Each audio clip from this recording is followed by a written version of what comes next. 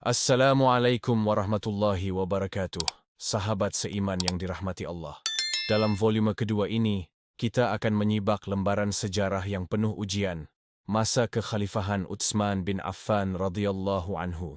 Dari awal kepemimpinannya yang membawa kemajuan besar bagi umat Islam, hingga gelombang fitnah yang mengguncang Madinah, dan akhirnya berujung pada syahidnya beliau dengan cara yang begitu mulia. Video ini dibuat agar kita mampu memetik ad-durus wal ibar, pelajaran-pelajaran berharga dari perjalanan Khalifah Agung ini. Karena itu, sangat penting bagi Anda untuk terlebih dahulu menyimak volume pertama yang membahas biografi beliau sejak lahir, masa hidayah, hingga kiprah besarnya sebelum menjadi khalifah. Narasi yang akan kita ikuti bersumber dari kitab terpercaya, Biografi Utsman bin Affan karya Dr. Ali Muhammad Asy-Syalabi. Sebuah kitab yang bukan hanya menyajikan peristiwa dengan sanad yang kuat, tetapi juga menghadirkan analisis mendalam dan penyingkapan hikmah di balik setiap keputusan beliau. Dari sini, kita akan mencoba menjawab pertanyaan-pertanyaan penting yang sering muncul. Mengapa Utsman memilih bersabar? Mengapa beliau tidak mengangkat pedang menghadapi pemberontak? Apakah sikap beliau tanda kelemahan, atau justru kekuatan iman dan visi yang jauh melampaui zamannya?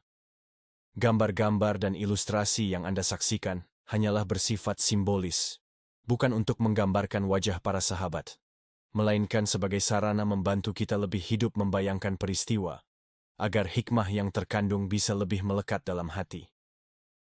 Bismillahirrahmanirrahim. Mari kita lanjutkan perjalanan penuh hikmah ini, meneladani kesabaran, kebijaksanaan, dan pengorbanan Utsman bin Affan radhiyallahu anhu.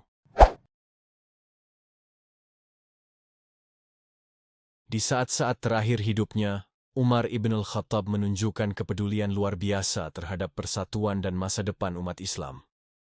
Meskipun menderita luka parah dari serangan yang dialaminya, pikirannya tetap fokus pada keberlangsungan kepemimpinan yang adil dan amanah. Untuk pertama kalinya dalam sejarah Islam, Umar menciptakan metode baru dalam penunjukan khalifah, yang memperlihatkan kearifan dan kecerdikan beliau dalam mengatur urusan umat.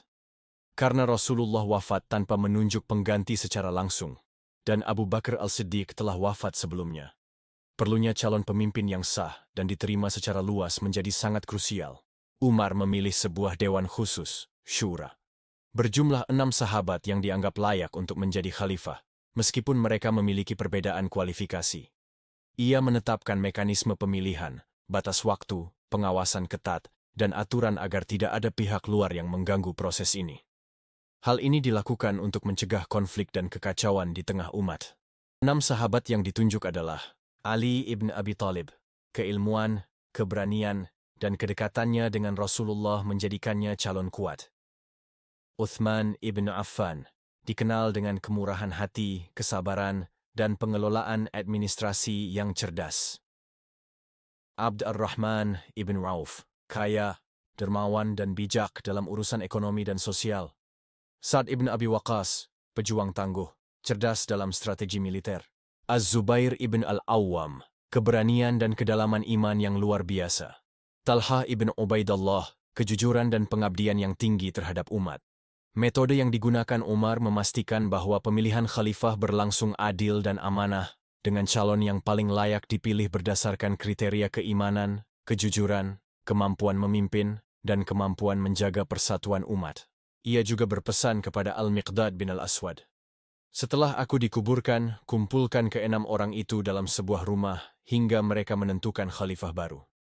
Umar menegaskan bahwa musyawarah itu tidak boleh lebih dari 3 hari.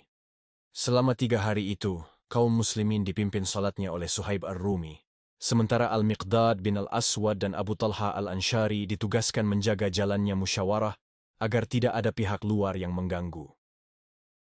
Ketegasan Umar tampak dalam wasiatnya kepada Suhaib. "Pimpinlah manusia dalam salat selama 3 hari, dan biarkan kelompok ini bermusyawarah di dalam sebuah rumah. Bila mereka telah sepakat pada seorang pemimpin, siapapun yang menyelisihi kesepakatan itu, maka penggal lehernya." Ini sejalan dengan sabda Rasulullah, "Barang siapa mendatangi kalian, sementara kalian semua telah bersatu di bawah seorang pemimpin, lalu ia ingin memecah belah jamaah kalian, maka bunuhlah ia." Hadis riwayat Muslim. Riwayat menegaskan bahwa maksud Umar hanyalah menjaga kesatuan kaum muslimin, melindungi umat dari munculnya perpecahan, serta memastikan hasil musyawarah benar-benar disepakati dalam suasana persaudaraan dan keikhlasan. Karena itu, beliau menekankan, jangan sampai datang hari keempat sementara kalian belum memiliki seorang pemimpin atas kalian. Dengan langkah ini, Umar radhiyallahu anhu telah menutup celah bagi fitnah yang bisa melanda umat sepeninggalnya. Ia tahu, persatuan umat jauh lebih besar nilainya daripada kepentingan pribadi siapapun. Lalu Umar memberikan wasiat yang jelas. Beliau menunjuk Abdullah bin Umar agar hadir dalam majelis, tetapi tidak memiliki hak suara. Jika 6 orang itu terbelah 3 lawan 3, maka keputusan dikembalikan kepada pilihan Abdurrahman bin Auf. Sungguh ia seorang yang matang, bijak, dan Allah menjaga dia dalam keputusannya, kata Umar memuji. Namun, untuk mencegah kekacauan, Umar menyiapkan pengawalan. Ia berkata kepada Abu Thalhah al-Ansyari, "Wahai Abu Thalhah, Allah telah memuliakan Islam denganmu. Pilihlah 50 orang dari Ansyar untuk menjaga para anggota syura, hingga mereka memilih salah satu dari mereka."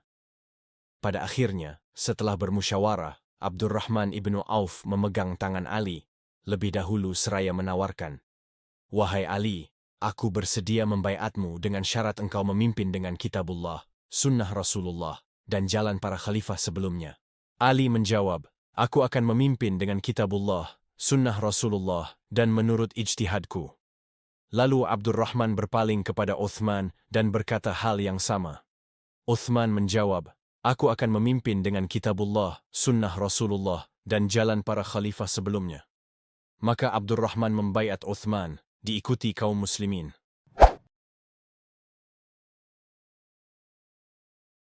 Setelah pembaiatan itu, Utsman ibnu Affan radhiyallahu anhu naik ke mimbar untuk menyampaikan khutbahnya. Suaranya lembut namun penuh ketegasan. Ia memulai dengan pujian kepada Allah, lalu berkata, "Amma ba'du, sesungguhnya kalian berada di satu tempat di mana Rasulullah telah hidup bersama kalian. Kemudian Abu Bakar dan Umar pun memimpin kalian dengan petunjuk mereka. Kini amanah itu berada di pundakku. Demi Allah, aku bukanlah orang yang terbaik di antara kalian. Namun aku telah memikul beban yang berat ini. Maka taatilah aku, selama aku menaati Allah dan Rasul-Nya. Jika aku menyimpang, maka luruskanlah aku. Sesungguhnya Allah itu Maha Perkasa lagi, Maha Penyayang." Dalam pemerintahannya, Utsman menekankan musyawarah, ketakwaan, dan keadilan. Para gubernur yang diangkatnya diperingatkan agar tidak menindas rakyat, melainkan melayani mereka dengan amanah. Untuk menjaga kesatuan wilayah Islam yang luas, beliau mengirim surat-surat resmi kepada gubernur, pemimpin, dan rakyat. Dalam pemerintahannya, otoritas tertinggi berada di tangan khalifah. Namun, kekuasaan itu bukanlah mutlak, melainkan amanah yang terikat pada hukum Allah. Umat tetap memiliki hak untuk menasihati dan mengoreksi khalifah bila ada kebijakan yang keliru, dengan cara yang baik dan beradab. Hal ini menunjukkan bahwa pemerintahan Islam selalu diawasi oleh kesadaran umat. Dalam mengambil keputusan besar, Utsman selalu mengedepankan syura, musyawarah bersama para sahabat utama. Dengan begitu, pemerintahannya bersifat kolektif dan partisipatif, bukan otoriter. Untuk menjaga ketertiban, ditegakkan hisbah, yakni pengawasan sosial dan moral, agar kezaliman, kecurangan, dan pelanggaran syariat bisa dicegah sejak awal. Dengan itu, keadilan terjaga, kebebasan terlindungi, dan umat tetap bersatu. Di tengah luasnya wilayah Islam yang kian berkembang, Khalifah Utsman bin Affan radhiyallahu anhu tetap tampil sebagai sosok yang lembut, penyayang, dan penuh kasih terhadap rakyatnya. Dr. Ash-Shalabi mencatat, Utsman tidak pernah menolak permintaan rakyat yang membutuhkan, baik makanan, pakaian, maupun bantuan harta. Pintu rumahnya terbuka lebar bagi siapa saja. Fakir miskin, musafir yang kehabisan bekal, hingga rakyat kecil yang dilanda kesulitan, semua datang mengetuk, dan beliau menyambut mereka dengan tangan penuh derma. Ia memberi tanpa banyak bertanya. Seakan takut jika satu detik saja ia menunda, kesusahan orang itu bertambah berat. Pernah seorang pemuda datang mengadu, hendak menikah tapi tidak memiliki mahar. Tanpa pikir panjang, Utsman langsung menanggung biayanya. Betapa teduhnya hati seorang khalifah yang tak membiarkan kesedihan rakyat kecil terabaikan. Lebih dari sekadar kebaikan pribadi, Utsman juga menjadikan kesejahteraan rakyat sebagai kebijakan negara. Beliau menetapkan agar fakir miskin mendapat jatah tetap dari Baitul Mal, memastikan tidak ada seorang pun rakyatnya yang kelaparan. Para janda, anak yatim, dan orang-orang lemah mendapat tunjangan khusus. Baginya, memimpin bukan sekadar menjaga wilayah, tapi memastikan setiap perut terisi, setiap hati merasa aman. Dan meski berada di puncak kekuasaan, Utsman tetap hidup sederhana. Ia sering berjalan di jalanan Madinah tanpa pengawal, hingga rakyat bisa langsung menyampaikan hajat mereka. Tak jarang ia duduk di masjid atau di pasar, bercampur dengan orang-orang biasa, sehingga siapapun merasa leluasa berbicara dengannya. Kekhalifahan tidak membuatnya berjarak dari rakyat, justru mendekatkan. Lebih dari itu, Utsman adalah khalifah yang adil. Diceritakan, seorang rakyat datang mengadukan kezaliman gubernurnya. Utsman tidak mengabaikan aduan itu. Ia segera memanggil sang gubernur, memeriksa kebenarannya, dan bila terbukti bersalah, ia tidak segan menegur bahkan mencopot jabatannya. Demi rakyat, demi keadilan, beliau rela menanggung risiko besar, menurunkan pejabat tinggi sekalipun. Utsman bin Affan radhiyallahu anhu menata negara dengan kepemimpinan yang adil, bijak, dan penuh amanah. Ia memperkuat Baitul Mal, memastikan harta negara dijaga sebagai amanah Allah dan disalurkan sesuai syariat. Zakat pun ditata rapi, sebagai ibadah sekaligus alat sosial untuk membantu fakir miskin dan menyeimbangkan masyarakat. Sumber keuangan negara, seperti humus, jizyah, kharaj, dan usyur, dikelola secara adil dan transparan. Semua digunakan untuk kesejahteraan rakyat, fakir miskin, anak yatim, janda, dan untuk kebutuhan negara, sehingga masyarakat merasakan manfaatnya langsung. Utsman juga menata tanah negara agar dimanfaatkan secara produktif, termasuk tanah gembalaan untuk pertanian dan peternakan. Pengeluaran Baitul Mal diarahkan untuk meningkatkan kesejahteraan umat. Tunjangan fakir miskin, janda, dan anak yatim diperluas. Harta negara mendukung pembangunan, pendidikan, dan layanan umum. Meskipun kerabatnya mendapat perhatian, Utsman menegaskan keadilan harus ditegakkan. Tunjangan diberikan sesuai hak, bukan karena kedekatan keluarga. Di bidang hukum, Utsman menegakkan lembaga kehakiman yang adil dan transparan. Para hakim dipilih berdasarkan ilmu dan integritas, menegakkan qisas, hudud, dan ta'zir tanpa pilih kasih. Ibadah dan muamalah tetap menjadi landasan masyarakat, sehingga hukum, keadilan, dan kehidupan sosial berjalan selaras. Dengan kebijakan yang bijak, Utsman memastikan rakyat aman, hak-hak mereka terlindungi, dan negara kokoh di atas prinsip syariat, mewujudkan kepemimpinan yang adil, dermawan, dan penuh amanah.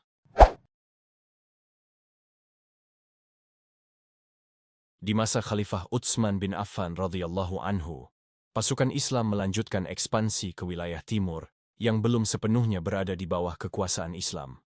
Dari Kufah, mereka bergerak menuju Azerbaijan, sekarang Iran Utara dan Republik Azerbaijan, menaklukkan kota-kota strategis yang sebelumnya dikuasai Bizantium. Ekspedisi dilanjutkan ke Tabaristan, utara Iran, dekat Laut Kaspia, oleh Sa'id bin Al-As, menegaskan dominasi Islam di wilayah perbatasan Persia.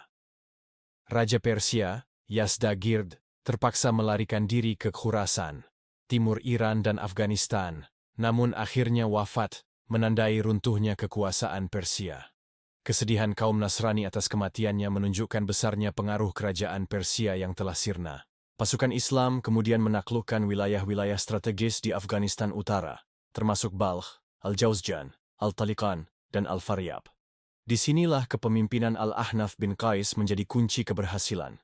Memimpin pasukan dengan strategi cermat dan diplomasi bijak, hingga banyak kota menyerah tanpa pertumpahan darah. Kemenangan ini memperluas wilayah kekuasaan Islam di timur, sekaligus menegaskan kebijakan cerdas Utsman dalam memilih pemimpin yang kompeten, dan memberi mereka kebebasan untuk mengatur strategi. Di wilayah Syam, sekarang Suriah, Lebanon, Yordania, dan Palestina, pasukan Islam juga melakukan ekspansi dengan kepemimpinan Habib bin Maslamah al-Fihra, menaklukkan kota-kota penting dan membangun stabilitas. Menjadi khalifah, Utsman adalah yang pertama mengizinkan peperangan laut. Armadanya menyeberangi Laut Tengah dan menaklukkan Cyprus, diikuti perjanjian damai yang memperluas pengaruh Islam hingga jalur perdagangan laut. Abdullah bin Qais ditunjuk sebagai panglima armada laut Muslim di Syam, menunjukkan kepercayaan Utsman pada kemampuan sahabat. Penaklukan di Syam dan Laut menegaskan visi Utsman. Memperluas wilayah Islam dengan strategi cerdas, kepemimpinan kompeten, dan kebijakan bijak, sehingga rakyat aman dan negara Islam semakin kokoh. Setelah menaklukkan wilayah timur, pasukan Muslim bergerak ke Mesir, menegakkan kekuasaan Islam di Alexandria yang sempat dilanda pemberontakan. Kota pelabuhan yang ramai ini menjadi medan ujian bagi keberanian pasukan. Mereka menghadapi perlawanan sengit dari para pemberontak. Namun dengan disiplin, strategi cerdas, dan keberanian, pasukan Muslim berhasil menundukkan mereka, menegakkan keamanan, dan memastikan rakyat dapat hidup dalam keadilan. Tak lama setelah itu, perhatian pasukan beralih ke Nubia, Sudan sekarang. Wilayah yang terkenal sulit dijangkau ini menghadirkan tantangan tersendiri. Medan berat, benteng kuat, dan penduduk yang gigih mempertahankan tanah mereka. Namun, keberanian pasukan Muslim tak tergoyahkan. Mereka bergerak dengan hati-hati, menaklukkan kota demi kota, hingga Nubia tunduk dan aman di bawah pemerintahan Islam. Penaklukan kemudian meluas ke Afrika Utara, Libya, Tunisia, dan sekitarnya. Disinilah kepahlawanan seorang pemimpin muda, Abd Allah ibn Az-Zubair, menonjol. Ia memimpin pasukan dengan keberanian luar biasa, menghadapi perlawanan sengit dari penguasa lokal, tetapi tetap menegakkan keadilan dan perlindungan bagi rakyat. Keberaniannya menjadi teladan bagi seluruh pasukan, bahwa kemenangan sejati bukan hanya menundukkan musuh, tapi juga menjaga hak dan keselamatan penduduk. Sementara itu, di perbatasan timur jauh, pasukan menghadapi tantangan besar di Dhat al-Sawari, Afghanistan Utara dan Turkmenistan bagian selatan. Pertempuran ini sengit, medan yang berat dan musuh yang tangguh menguji kesabaran dan strategi pasukan Muslim. Namun, dengan ketekunan, disiplin, dan taktik yang cermat, mereka berhasil mematahkan perlawanan. Pertempuran ini bukan hanya soal kemenangan militer, tetapi juga pelajaran tentang kesabaran, pengorbanan, dan keberanian yang dilandasi iman. Melalui rangkaian ekspedisi ini, terlihat jelas bahwa pasukan Muslim bukan hanya handal di medan perang, tetapi juga adil dan peduli terhadap rakyat, menegakkan keadilan dan keamanan di setiap wilayah yang ditaklukkan. Keberhasilan ini menjadi saksi hidup dari kepemimpinan Utsman yang bijak dan keberanian para pejuang Islam yang tak tergoyahkan.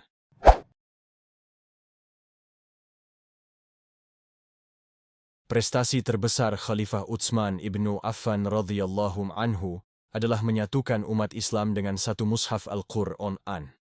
Tindakan ini bukan sekadar administratif, melainkan strategis, untuk menjaga persatuan umat dan mencegah perselisihan dalam membaca Al-Quran. Sejarah penulisan Al-Quran sendiri dimulai sejak masa Nabi Muhammad. Rasulullah memerintahkan agar setiap wahyu yang diterimanya dicatat. Untuk itu, beliau memiliki beberapa juru tulis, dan yang paling terkenal adalah Zaid ibn Thabit, yang kemudian dikenal sebagai Khatib al-Nabi. Keahlian Zaid dalam menulis wahyu membuatnya menjadi tokoh penting dalam sejarah Al-Quran. Tahap pertama ini memastikan setiap ayat dicatat dengan benar saat diwahyukan. Al-Quran ditulis di berbagai media, daun palma, kulit binatang, batu pipih, atau dihafal dalam hati para sahabat. Namun seiring berjalannya waktu dan meluasnya wilayah Islam, muncul perbedaan cara membaca dan menulis Al-Quran di berbagai daerah, terutama di antara tentara dari Syam dan Irak. Suatu hari, Hudzaifah ibn al-Yaman menemui Khalifah Utsman ketika beliau sedang memimpin pasukan di Syam dan Irak. Hudzaifah datang dengan wajah serius dan suara penuh kekhawatiran. Ya Amir al-Mu'minin, aku khawatir melihat perbedaan bacaan Al-Quran di antara tentara dari Syam dan Irak. Jika dibiarkan, umat Islam bisa terpecah, sebagaimana yang terjadi pada kaum Yahudi dan Nasrani dengan kitab mereka. Utsman mendengarkan dengan penuh perhatian dan menyadari bahaya yang diungkapkan Hudzaifah. Dengan suara tenang namun tegas, beliau memerintahkan, "Segera ambil naskah mushaf yang ada pada Hafsah. Kami akan membuat salinan resmi, dan naskah itu akan kami kembalikan kepadanya." Hafsah, putri Khalifah Umar dan salah satu ibu orang mukmin, segera mengirimkan mushaf asli yang telah dijaga sejak masa Abu Bakar dan Umar. Naskah ini merupakan hasil kompilasi awal yang disusun oleh Zaid ibn Thabit setelah Perang Yamamah, untuk memastikan tidak ada bagian Al-Quran yang hilang. Setelah mushaf tiba di Madinah, Utsman memanggil para sahabat yang terpercaya dan memiliki keilmuan tinggi, termasuk Zaid ibn Thabit, Abdullah ibn Az-Zubair, Sa'id ibn Al-As, dan Abdurrahman ibn Al-Harith ibn Hisham. Bersama mereka, beliau bermusyawarah untuk menentukan cara menyalin mushaf resmi yang akan dibagikan ke seluruh wilayah Islam. Utsman menatap mereka dengan penuh perhatian, kemudian berkata dengan suara tenang namun tegas, "Saudaraku sekalian, kita menghadapi masalah serius. Aku menerima kabar dari Hudzaifah ibn al-Yaman tentang perbedaan bacaan Al-Quran di antara tentara dari Syam dan Irak. Jika dibiarkan, hal ini bisa memecah umat Islam." Ia berhenti sejenak, menatap satu persatu wajah para sahabat, lalu melanjutkan, "Kita harus menyatukan Al-Quran menjadi satu mushaf resmi, agar seluruh umat membaca dengan cara yang sama. Bacaan lain tetap boleh dipelajari, tapi naskah resmi hanya satu." Zaid ibn Thabit menundukkan kepala, memahami beratnya tugas ini. Ia menyadari bahwa tanggung jawabnya bukan sekadar menyalin tulisan, tapi menjaga keutuhan kalam Allah yang diturunkan kepada umat manusia. Abdullah ibn Az-Zubair menambahkan, dengan nada penuh perhatian, "Kami akan melaksanakan perintah Anda, Amir al-Mu'minin, dengan hati-hati. Setiap huruf, kata, dan ayat akan diperiksa dengan teliti." Utsman tersenyum, lalu menekankan satu hal terakhir. "Dan ingatlah, jika kalian menemukan perbedaan pendapat dalam penyalinan, tulislah sesuai dialek Quraisy, karena itulah dialek asli Al-Quran. Dengan ini kita memastikan mushaf resmi tetap sahih dan selaras dengan wahyu yang diturunkan kepada Nabi." Para sahabat mengangguk serempak. Mereka pun bekerja dengan teliti, memeriksa setiap huruf, kata, dan ayat. Setiap kali ada keraguan, mereka merujuk pada naskah asli, memastikan kesesuaian dengan yang ditulis pada masa Nabi dan yang dihafal oleh para sahabat. Setelah salinan resmi selesai dibuat, Utsman mengembalikan naskah asli kepada Hafsah dan mengirimkan mushaf resmi ke seluruh provinsi, Syam, Basra, Kufah, Mesir, dan wilayah lainnya. Semua salinan lain yang tersebar diperintahkan untuk dihancurkan demi mencegah perselisihan. Langkah Utsman ini tidak dilakukan secara sepihak. Beliau berkonsultasi dengan para sahabat, Muhajirin dan Ansar, termasuk tokoh-tokoh besar seperti Ali ibn Abi Thalib, untuk memastikan keputusan tersebut diterima secara luas. Hasil musyawarah itu menegaskan bahwa tidak ada perselisihan. Seluruh sahabat yang hadir setuju dan menganggap tindakan Utsman sebagai langkah yang tepat untuk menjaga kesatuan umat. Ali sendiri menegaskan kepada umat, "Wahai sekalian manusia, janganlah berlebihan menilai Khalifah Utsman. Apa yang beliau lakukan terkait mushaf Al-Quran telah melalui musyawarah dengan kami, para sahabat. Jika aku yang menjadi khalifah, aku pun akan melakukan hal yang sama." Dengan demikian, penyatuan mushaf di bawah Khalifah Utsman bukanlah inovasi pribadi, melainkan kelanjutan dari kompilasi yang telah dilakukan Abu Bakar. Perbedaan antara kompilasi Abu Bakar dan Utsman terletak pada motivasinya. Abu Bakar memulai kompilasi untuk mencegah hilangnya Al-Quran akibat banyaknya penghafal yang gugur dalam Perang Yamamah, sedangkan Utsman menyalin mushaf resmi untuk menyatukan bacaan dan menghindari perbedaan yang bisa memecah umat. Kompilasi mushaf pada masa Khalifah Utsman ibn Affan lahir dari situasi yang unik. Sebelumnya, Al-Quran dibaca dalam 7 dialek yang berbeda sesuai kebutuhan kaum Arab saat itu. Tujuan awal dari perbedaan dialek ini adalah untuk memudahkan umat, khususnya mereka yang buta huruf atau sulit membaca, agar setiap kelompok dapat menghafal dan memahami wahyu dalam bahasa yang paling dekat dengan lidah mereka. Namun, setelah para sahabat tersebar ke berbagai wilayah Islam, Syam, Irak, Mesir, dan lainnya, perbedaan bacaan mulai menimbulkan perselisihan. Setiap orang bersikeras bahwa bacaan mereka yang benar, sementara yang lain salah. Kekhawatiran muncul bahwa hal ini bisa menimbulkan fitnah, bahkan perpecahan di kalangan umat Islam, sebagaimana terjadi pada kaum Yahudi dan Nasrani terhadap kitab mereka. Menanggapi hal ini, Utsman mengambil langkah tegas. Beliau memutuskan untuk menyatukan bacaan Al-Quran dalam satu mushaf resmi yang menggunakan dialek Quraisy, dialek asli di mana Al-Quran pertama kali diwahyukan. Pilihan ini bukan untuk menghapus hak membaca dalam dialek lain, tetapi untuk mencegah kesulitan dan konflik. Dengan demikian, setiap mushaf yang beredar memiliki urutan ayat yang konsisten dan dialek yang sama. Selain mengirim mushaf, Utsman juga menugaskan para guru untuk mengajarkan cara membaca sesuai dengan mushaf dan recitation yang mutawatir. Abdullah ibn al-Sa'ib dibawa ke Makkah, Al-Mughirah ibn Shihab ke Syam, Abu Abd al-Rahman al-Sulami ke Kufah, Amir ibn Qais ke Basra, sementara Zaid ibn Thabit mengajar di Madinah menggunakan mushaf yang tetap di kota itu. Rasulullah menekankan agar seluruh umat Islam bersatu, berpegang teguh pada tali Allah, yaitu Al-Quran, dan tidak terpecah-pecah dalam urusan agama. Beliau juga menekankan pentingnya bersikap ikhlas dan taat kepada pemimpin yang ditunjuk Allah untuk mengatur urusan umat. Ali Imran ayat 103. Prinsip inilah yang dipahami dan diamalkan oleh para Khulafaur Rasyidin dan tergambar dengan indah ketika Khalifah Uthman berhasil menyatukan umat dengan satu mushaf Al-Quran. Setelah Rasulullah wafat dan masa khilafah berpindah ke tangan Abu Bakar dan Umar, wilayah negara Islam terus berkembang pesat. Ketika Utsman bin Affan memimpin, kekhalifahan Islam membentang luas, meliputi tanah suci Makkah dan Madinah, wilayah strategis Bahrain, Yamamah, Yaman, dan Hadramaut, serta provinsi-provinsi penting seperti Syam, Mesir, Basra, Kufah, bahkan menjangkau wilayah jauh seperti Armenia. Memimpin wilayah yang luas tentu bukan perkara mudah. Utsman memahami pentingnya gubernur sebagai wakilnya di tiap provinsi. Oleh karena itu, beliau menetapkan kebijakan yang jelas terkait pengangkatan gubernur, termasuk hak, kewajiban, dan tanggung jawab mereka. Para gubernur harus menegakkan hukum Islam, menjaga keamanan, mengelola administrasi, serta memastikan kesejahteraan rakyat. Namun Utsman tidak sekadar menempatkan gubernur dan membiarkan mereka bebas.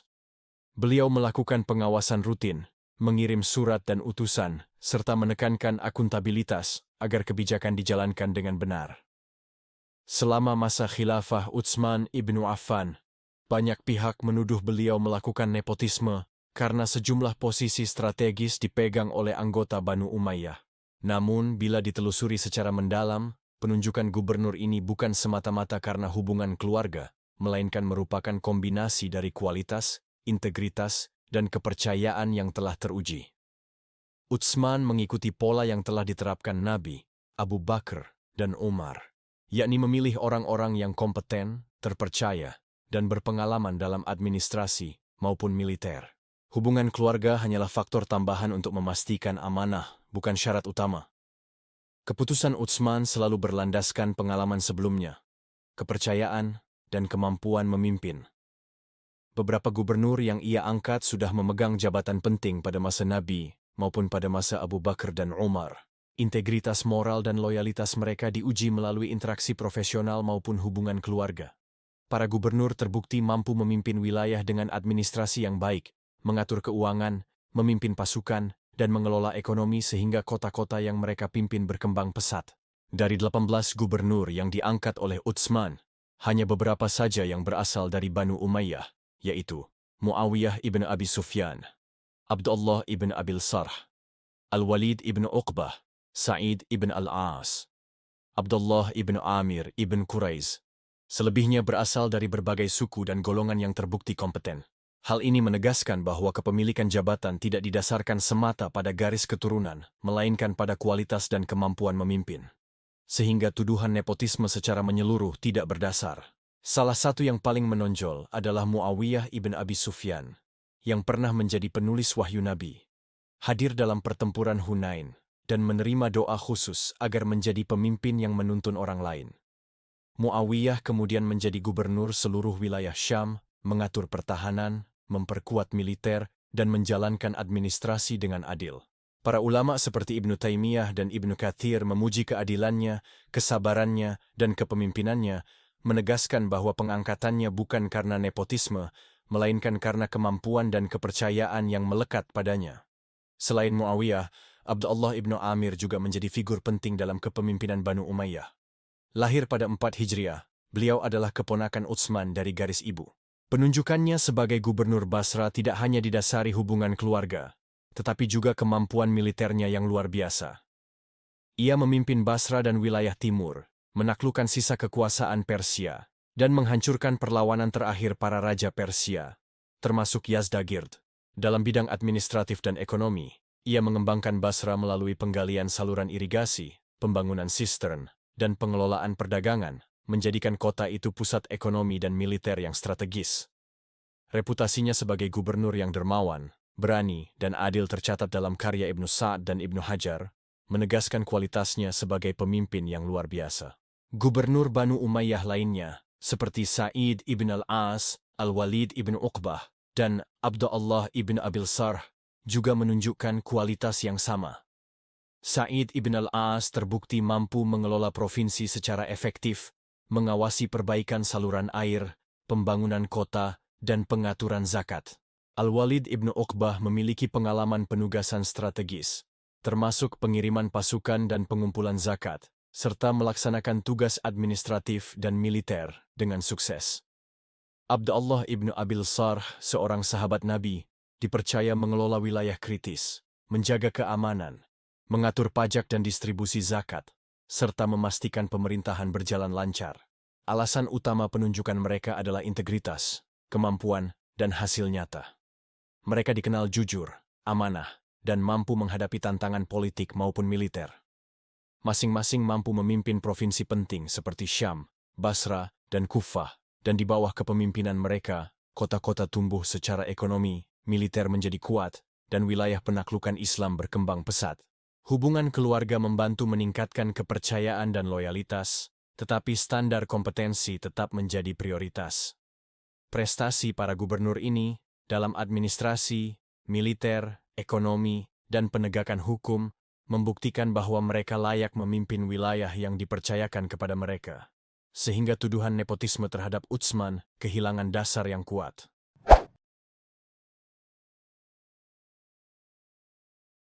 Setelah menegaskan adanya tuduhan nepotisme dalam pengangkatan gubernur oleh Khalifah Utsman ibn Affan, buku biografi Utsman bin Affan menyoroti secara khusus kota Kufah.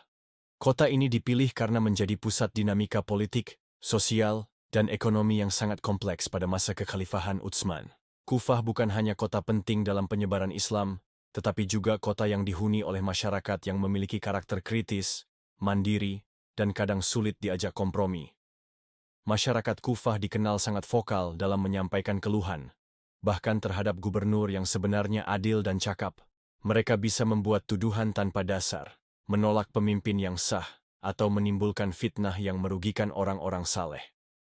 Hal inilah yang menjadi alasan buku ini mengkhususkan perhatian pada kota ini, karena disinilah terlihat ujian nyata bagi gubernur dalam menjaga stabilitas, menjalankan keadilan, dan menghadapi provokasi. Salah satu gubernur awal yang menjadi sorotan adalah Al-Walid ibn Uqbah.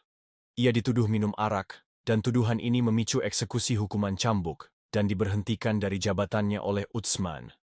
Sejumlah sejarawan menegaskan bahwa tidak ada bukti nyata ia minum arak, dan tuduhan ini kemungkinan besar fitnah dari orang-orang yang menentang kekuasaan Utsman.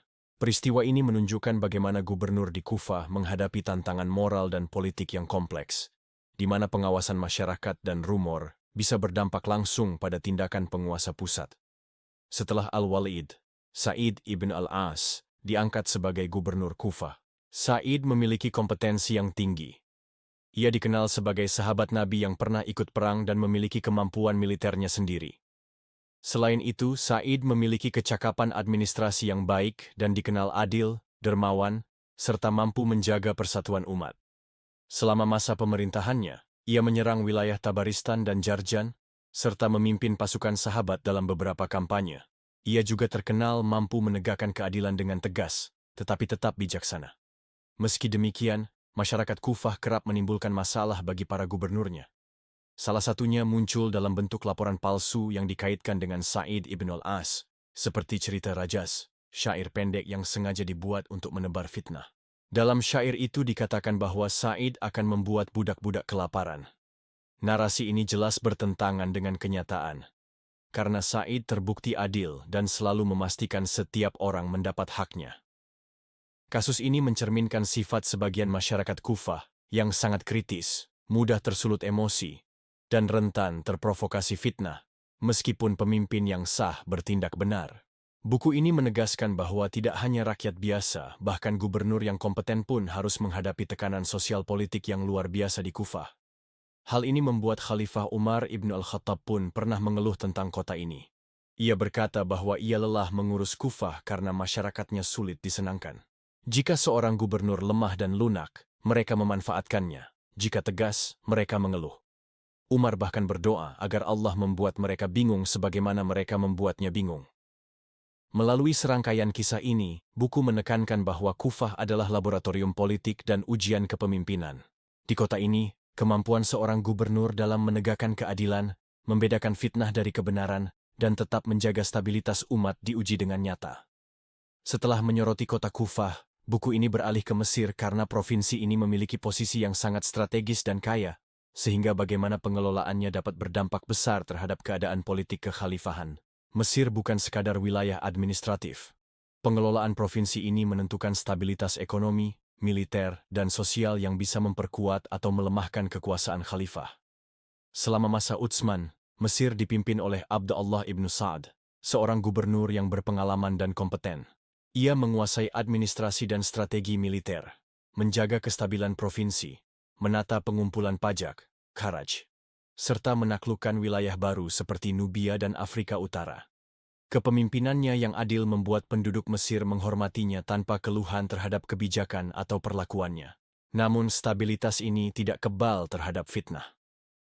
Tokoh provokator seperti Abdullah ibn Sabah berhasil memasuki Mesir dan mulai menyebarkan propaganda yang menjelekkan Khalifah Ibn Utsman. Ia mempengaruhi kelompok-kelompok tertentu, menimbulkan kecurigaan, kebencian, dan kerusuhan di kalangan penduduk Mesir, meski gubernur sah tetap berlaku adil dan menjalankan tugasnya dengan benar. Kejadian ini menunjukkan bagaimana provinsi kaya dan strategis seperti Mesir dapat terguncang oleh politik fitnah, di mana ambisi, propaganda, dan ketidakpuasan bisa menimbulkan ketidakstabilan. Bahkan gubernur yang kompeten pun tidak selalu mampu sepenuhnya menahan pengaruh kelompok yang memanfaatkan situasi, sehingga wilayah ini menjadi salah satu titik penting dalam jaringan krisis yang berujung pada pembunuhan Khalifah Utsman.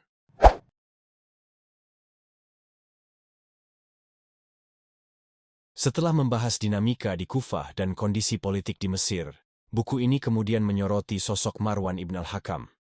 Ia adalah salah satu orang terdekat Khalifah Utsman bin Affan, sehingga memahami kedudukan dan perannya menjadi penting untuk melihat bagaimana manajemen pemerintahan dijalankan, serta bagaimana fitnah mulai bermunculan. Marwan ibn al-Hakam adalah salah satu kerabat dekat Khalifah Utsman, dan termasuk orang yang berada di pusat pemerintahan. Ia merupakan sepupu paternal Utsman, sehingga memiliki kedekatan keluarga yang membuatnya mudah berada di lingkaran pengambilan keputusan. Posisi Marwan bukanlah pengendali mutlak pemerintahan.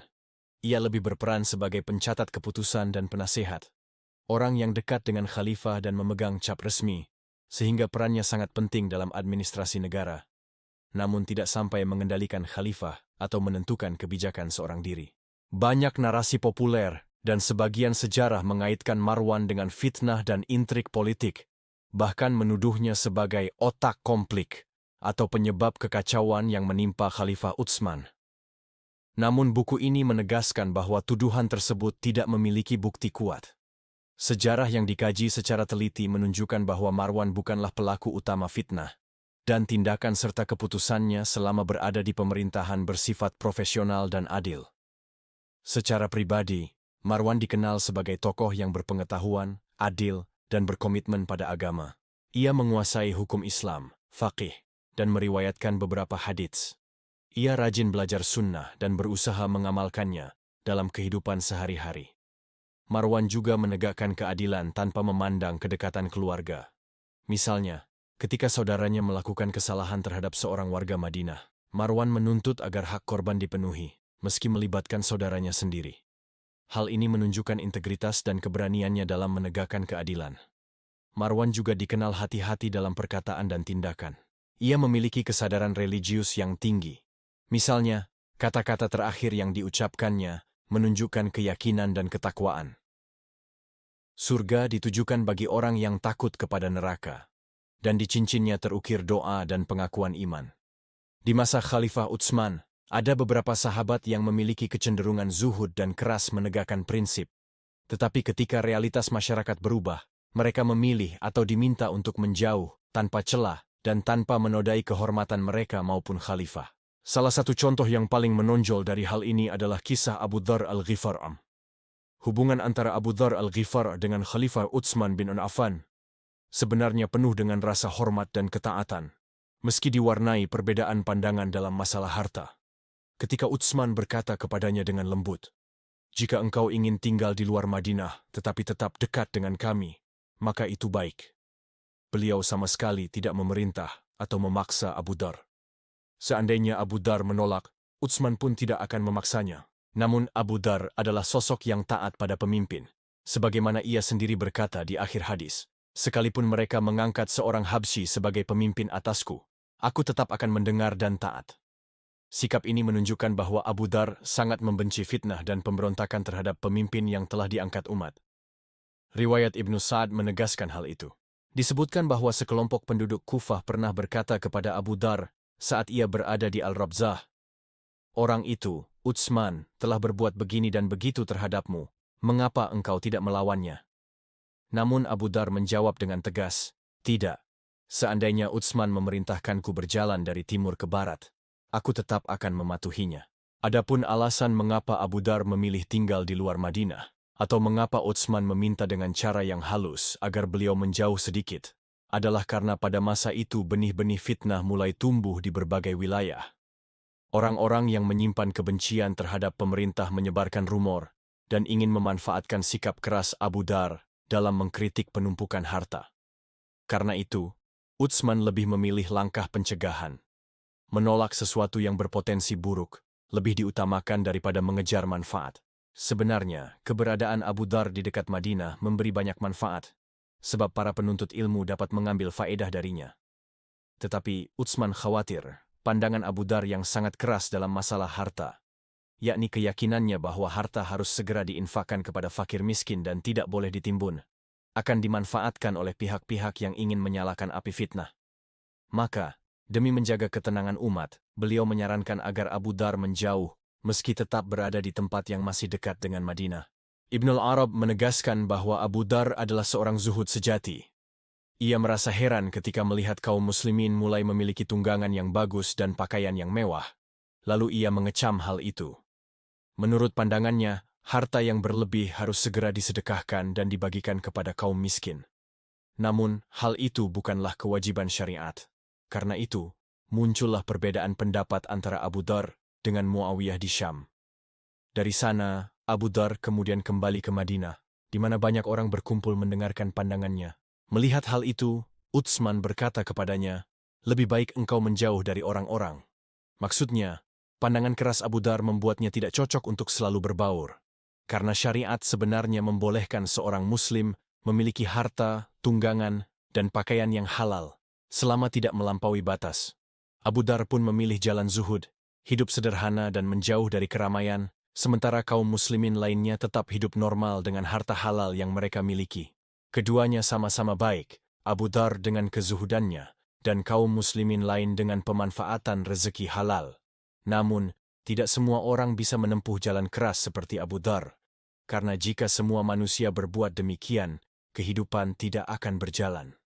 Maka, Maha Suci Allah yang telah menciptakan manusia dengan tingkatan, kedudukan, dan jalan hidup yang berbeda-beda.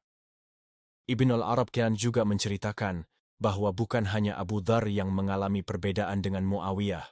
Abu Al-Darda, seorang ahli ibadah sekaligus hakim di Syam, juga pernah berbeda pandangan dengan Muawiyah.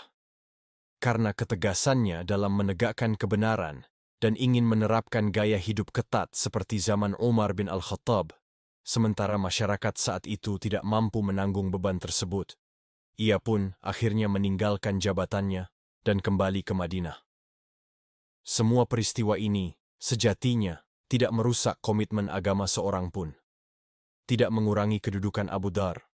Tidak pula menjatuhkan kehormatan Abu Al-Darda. Lebih dari itu, justru Utsman sendiri adalah yang paling suci dari kesalahan dalam masalah ini. Karenanya, setiap riwayat yang menyebut bahwa Abu Dzar dibuang, diasingkan, atau diusir oleh Utsman, hanyalah riwayat palsu yang tidak benar. Kehidupan Abu Dzar Al-Ghifar berakhir dengan cara yang begitu menggetarkan hati, sejalan dengan doa dan nubuwah Rasulullah. Sejak peristiwa Tabuk, Nabi telah menyinggung tentang kesendirian hidup dan wafatnya Abu Dzar. Dan benar, di masa Khalifah Utsman bin Affan, sahabat zuhud ini memilih menjauh dari hiruk-pikuk fitnah dan tinggal di sebuah desa sunyi bernama Al-Ribdah. Menjelang ajalnya, Abu Dhar berwasiat kepada istri dan budaknya agar setelah ia wafat, jasadnya diletakkan di tepi jalan, menunggu kaum muslimin yang lewat untuk menyolatkannya. Ketika ruhnya dipanggil Allah, keluarganya pun melaksanakan pesan itu.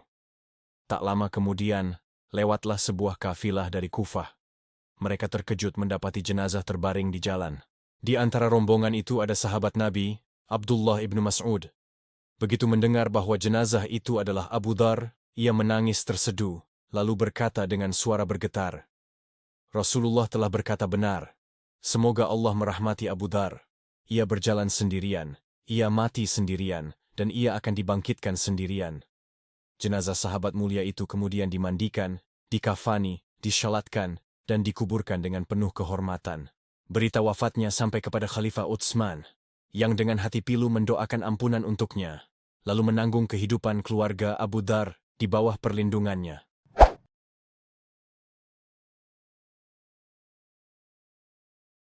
Pada masa Abu Bakar, Umar, dan awal kepemimpinan Utsman radhiyallahu anhum, umat Islam hidup harmonis sebagai masyarakat Islami.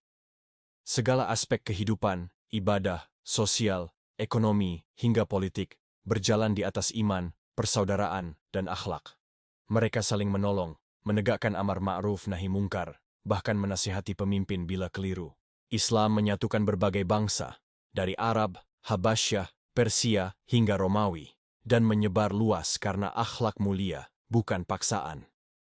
Namun, setelah penaklukan besar, kemakmuran mengalir deras ke Madinah. Sebagian masyarakat mulai terlena dengan dunia. Muncul persaingan, iri hati, dan pemuda yang terjebak pada hiburan sia-sia. Khalifah Utsman sudah memperingatkan bahwa fitnah akan muncul dari 3 hal.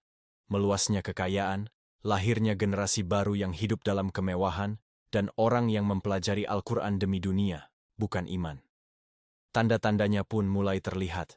Kemewahan, hiburan, dan bahkan minuman memabukkan. Sebagai khalifah, Utsman berusaha menertibkan pelanggaran dengan mengutus petugas, menghukum peminum, dan berkhutbah mengingatkan umat agar tidak terjerumus cinta dunia.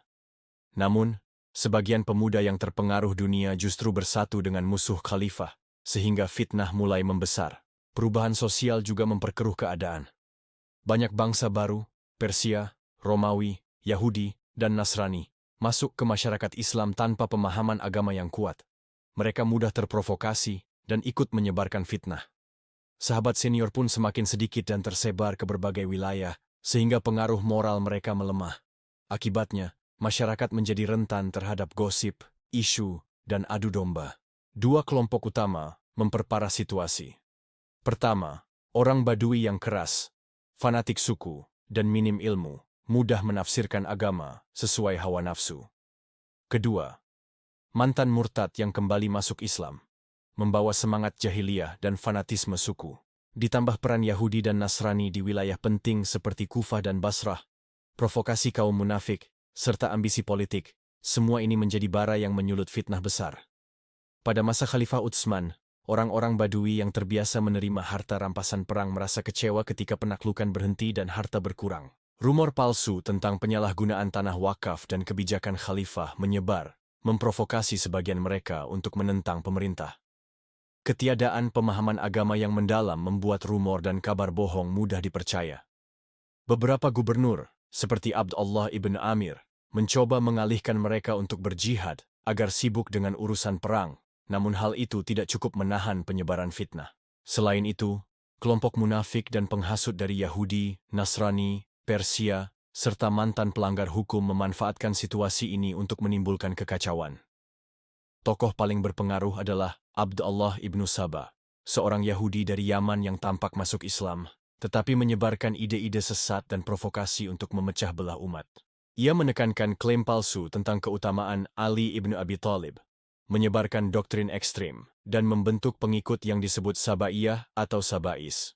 Ibnu Saba memanfaatkan ketidaktahuan masyarakat, ketidakpuasan politik, dan kondisi sosial yang rentan untuk menanam benih perpecahan.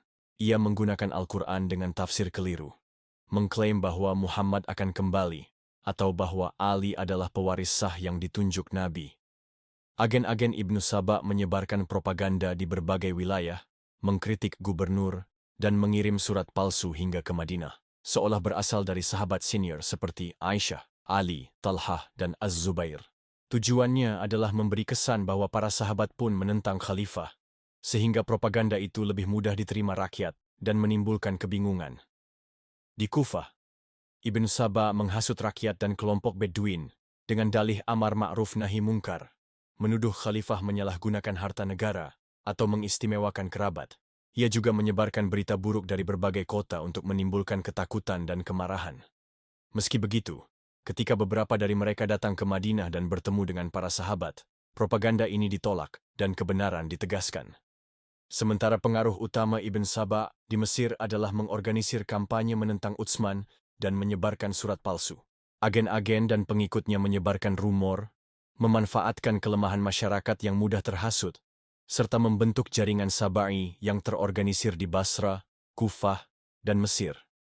Mereka memprovokasi perusuh, memanfaatkan sentimen kesukuan, dan menjadi salah satu faktor utama fitnah yang akhirnya berujung pada pembunuhan Khalifah Utsman radhiyallahu anhu. Kerusuhan di Kufah bermula dari para kelompok Sabaiyah menyerang Khunais ibn Hubaish al-Asadi dan ayahnya di Majlis Sa'id ibn al-As. Serangan ini hampir memicu perang antar suku, namun Sa'id berhasil menenangkan situasi. Setelah mengetahui kejadian ini, Khalifah Utsman memerintahkan Sa'id menekan fitnah dan menangani pemberontak dengan bijaksana. Para penghasut kemudian pulang ke rumah masing-masing dan menyebarkan rumor serta kebohongan tentang Sa'id, Khalifah, dan tokoh-tokoh Kufah. Rakyat marah dan menuntut hukuman, tetapi Sa'id menegaskan bahwa Khalifah melarang tindakan itu, dan rakyat bisa langsung melapor kepada Utsman. Tokoh-tokoh mulia Kufah menulis surat kepada Khalifah, memohon agar para penghasut diusir. Utsman memerintahkan agar lebih dari 10 penghasut diasingkan ke Muawiyah di Suriah. Dalam suratnya, Khalifah menekankan agar mereka diberi peringatan, didisiplinkan, tetapi diterima kembali jika menunjukkan perubahan perilaku. Di antara yang diasingkan adalah Al-Ashtar al-Nakhai, Jundub al-Azdi, Sa'sa'ah ibnu Sawhan, Kamil ibnu Ziyad, Umair ibnu Dabi, dan Ibnu al-Kawa. Di Suriah, Muawiyah menyambut mereka dengan sabar dan bijaksana, menyediakan kebutuhan mereka, bahkan makan bersama. Ia menegur mereka tentang kesombongan dan kesukuan, mengingatkan kedudukan Quraisy dalam Islam, serta menjelaskan sejarah bangsa Arab sebelum dan sesudah Islam. Ia menekankan pentingnya menghormati pemimpin, karena pemimpin adalah perisai rakyat, dan menentang pemimpin berarti menentang ketaatan kepada Allah. Muawiyah menegaskan bahwa Quraisy dipilih oleh Allah karena garis keturunan, akhlak, dan keutamaan mereka, bukan karena kekuatan fisik atau jumlah.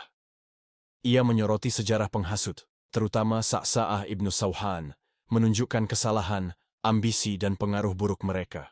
Ia memperingatkan bahwa upaya jahat mereka akan gagal dan mendapat balasan Allah. Meskipun Muawiyah menasihati, mengingatkan dan menegur dengan sabar, para penghasut tetap menolak tunduk, menyerangnya secara fisik, dan menuntut agar Muawiyah diganti. Muawiyah menekankan bahwa keputusan pengangkatan gubernur ada pada khalifah, dan ia sendiri tetap loyal pada otoritas khalifah.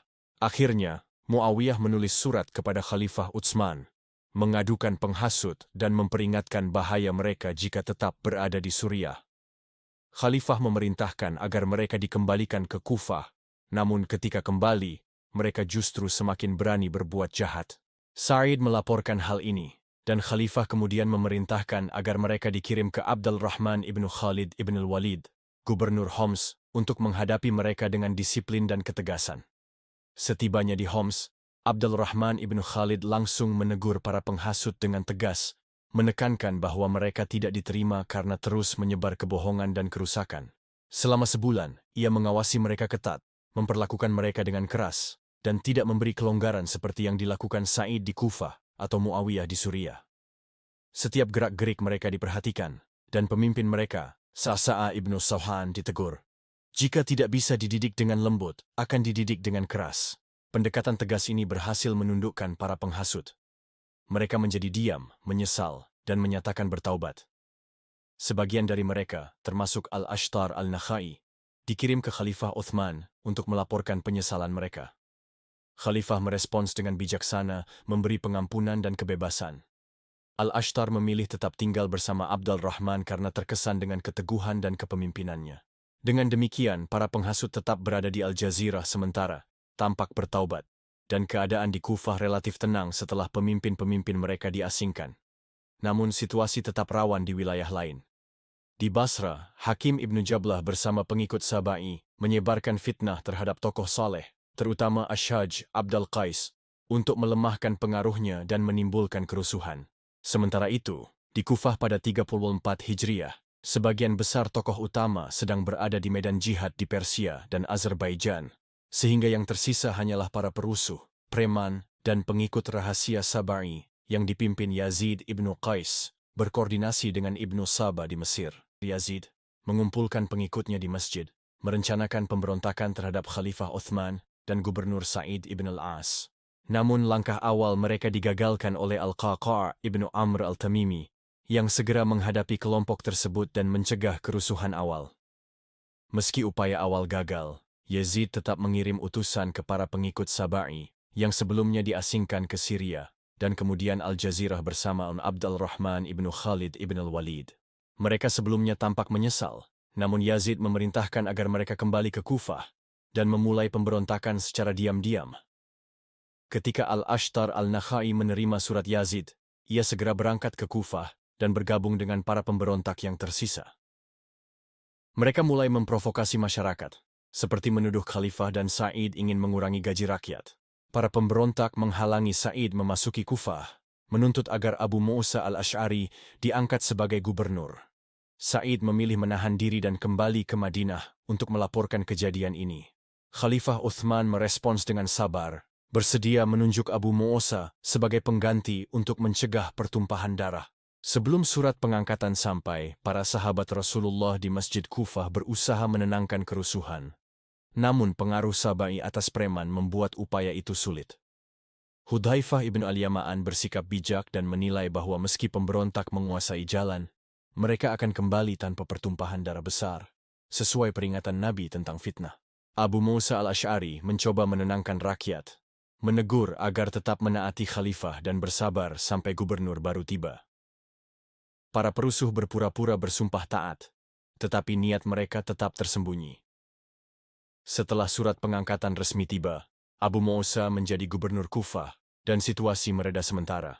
Khalifah Uthman kemudian menulis surat kepada para pemberontak, menjelaskan tindakannya, memberhentikan Sa'id dan mengangkat Abu Musa, sambil menegaskan kesabarannya, keterbukaan terhadap keluhan, dan keinginannya memenuhi permintaan mereka selama sesuai syariat. Sikap ini menunjukkan kebijaksanaan, kesabaran, dan keadilan khalifah meski dizalimi dan difitnah oleh Sabai serta para penghasut.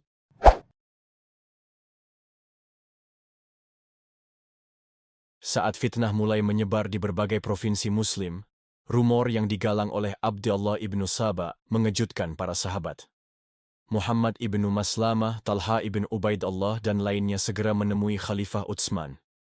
Mereka melaporkan kekacauan dan serangan terhadap para gubernur.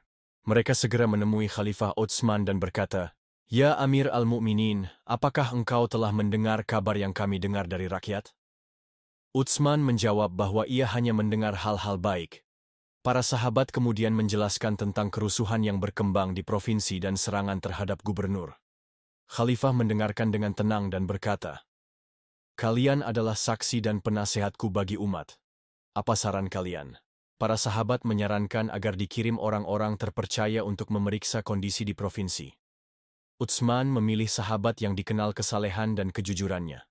Muhammad ibnu Maslamah ke Kufah, Usamah ibnu Zaid ke Basra, Ammar ibnu Yasir ke Mesir, dan Abdullah ibnu Umar ke Suriah.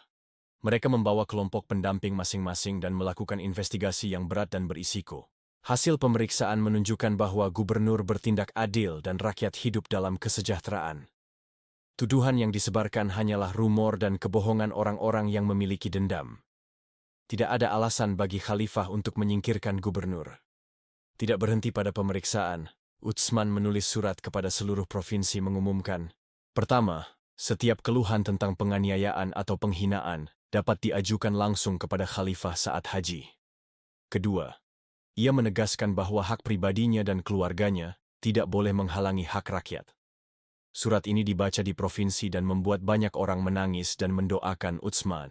Selain itu, Utsman memanggil para gubernur, termasuk Abdullah ibn Amir, Muawiyah ibn Abi Sufyan, dan Abdullah ibn Sa'd, serta mantan gubernur Sa'id ibn Al-As dan Amr ibn Al-As, untuk memberi nasihat.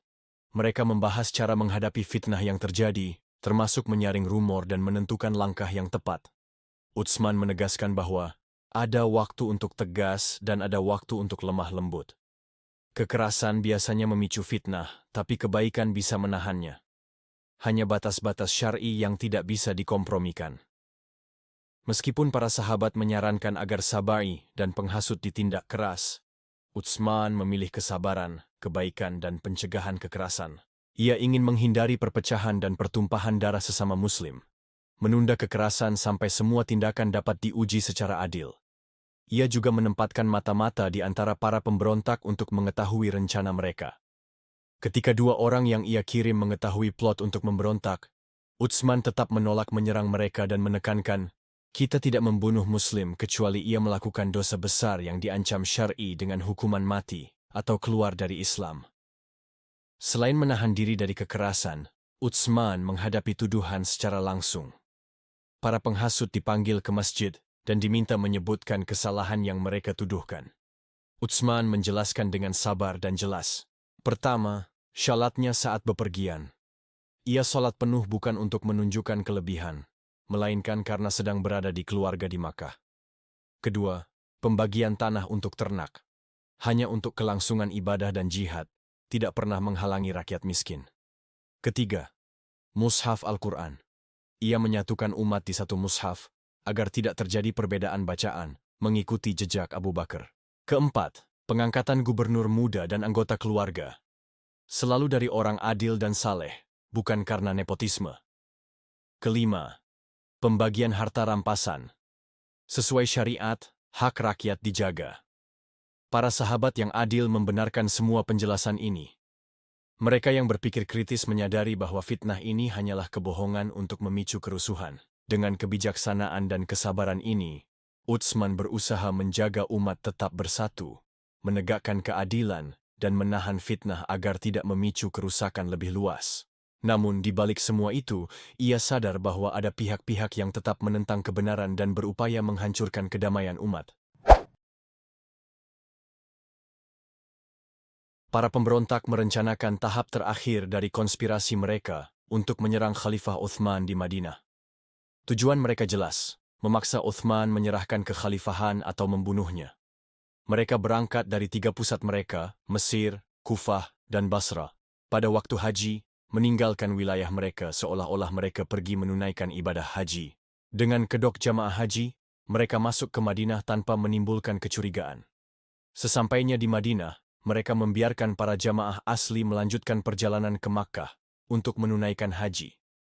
Mereka memanfaatkan situasi di mana mayoritas penduduk Madinah, termasuk Muhajirun dan Ansar, juga sedang pergi menunaikan haji untuk mengepung Utsman dengan maksud menjatuhkannya atau membunuhnya. Pada bulan Syawal 35 Hijriah, para pemberontak sudah berada di pinggiran Madinah. Pemberontak dari Mesir datang dalam 4 kelompok, masing-masing memiliki pemimpin. Keempat pemimpin itu memiliki komandan utama, yaitu Al-Ghafiqi ibn Harb al-Aqi. Nama-nama pemimpin kelompok Mesir adalah Abdurrahman ibn Udais al-Balawi, Kina'anah ibn Bashir al-Tujaibi, Saudan ibn Hamra'an al-Sukuni, dan Qatirah ibn Fula'an al-Sukuni. Total pasukan mereka mencapai 1.000 orang. Pemberontak dari Kufah juga berjumlah 1.000 orang yang terbagi dalam 4 kelompok. Pemimpin kelompok mereka adalah Zaid ibn Sauhan al-Abdi, Al-Ashtar al-Nakhai, Ziyad ibn al-Nadar al-Harithi, dan Abdullah ibn al-Assam, dengan Amr ibn al-Assam sebagai komandan utama.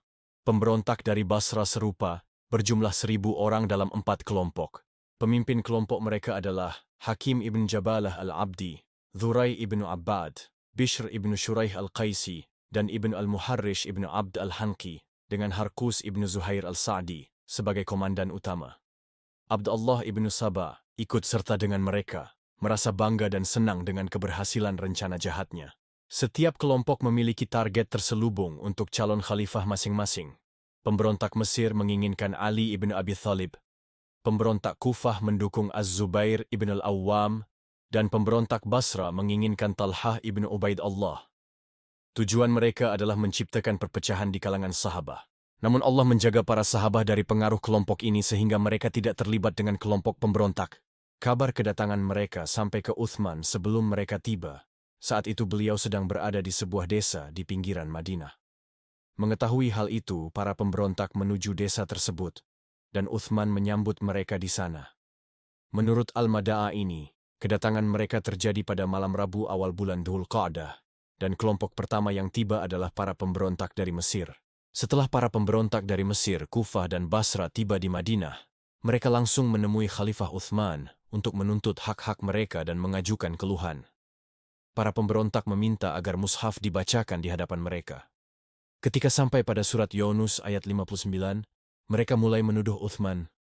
Apa pendapatmu tentang tanah yang telah kamu alokasikan untuk penggembalaan?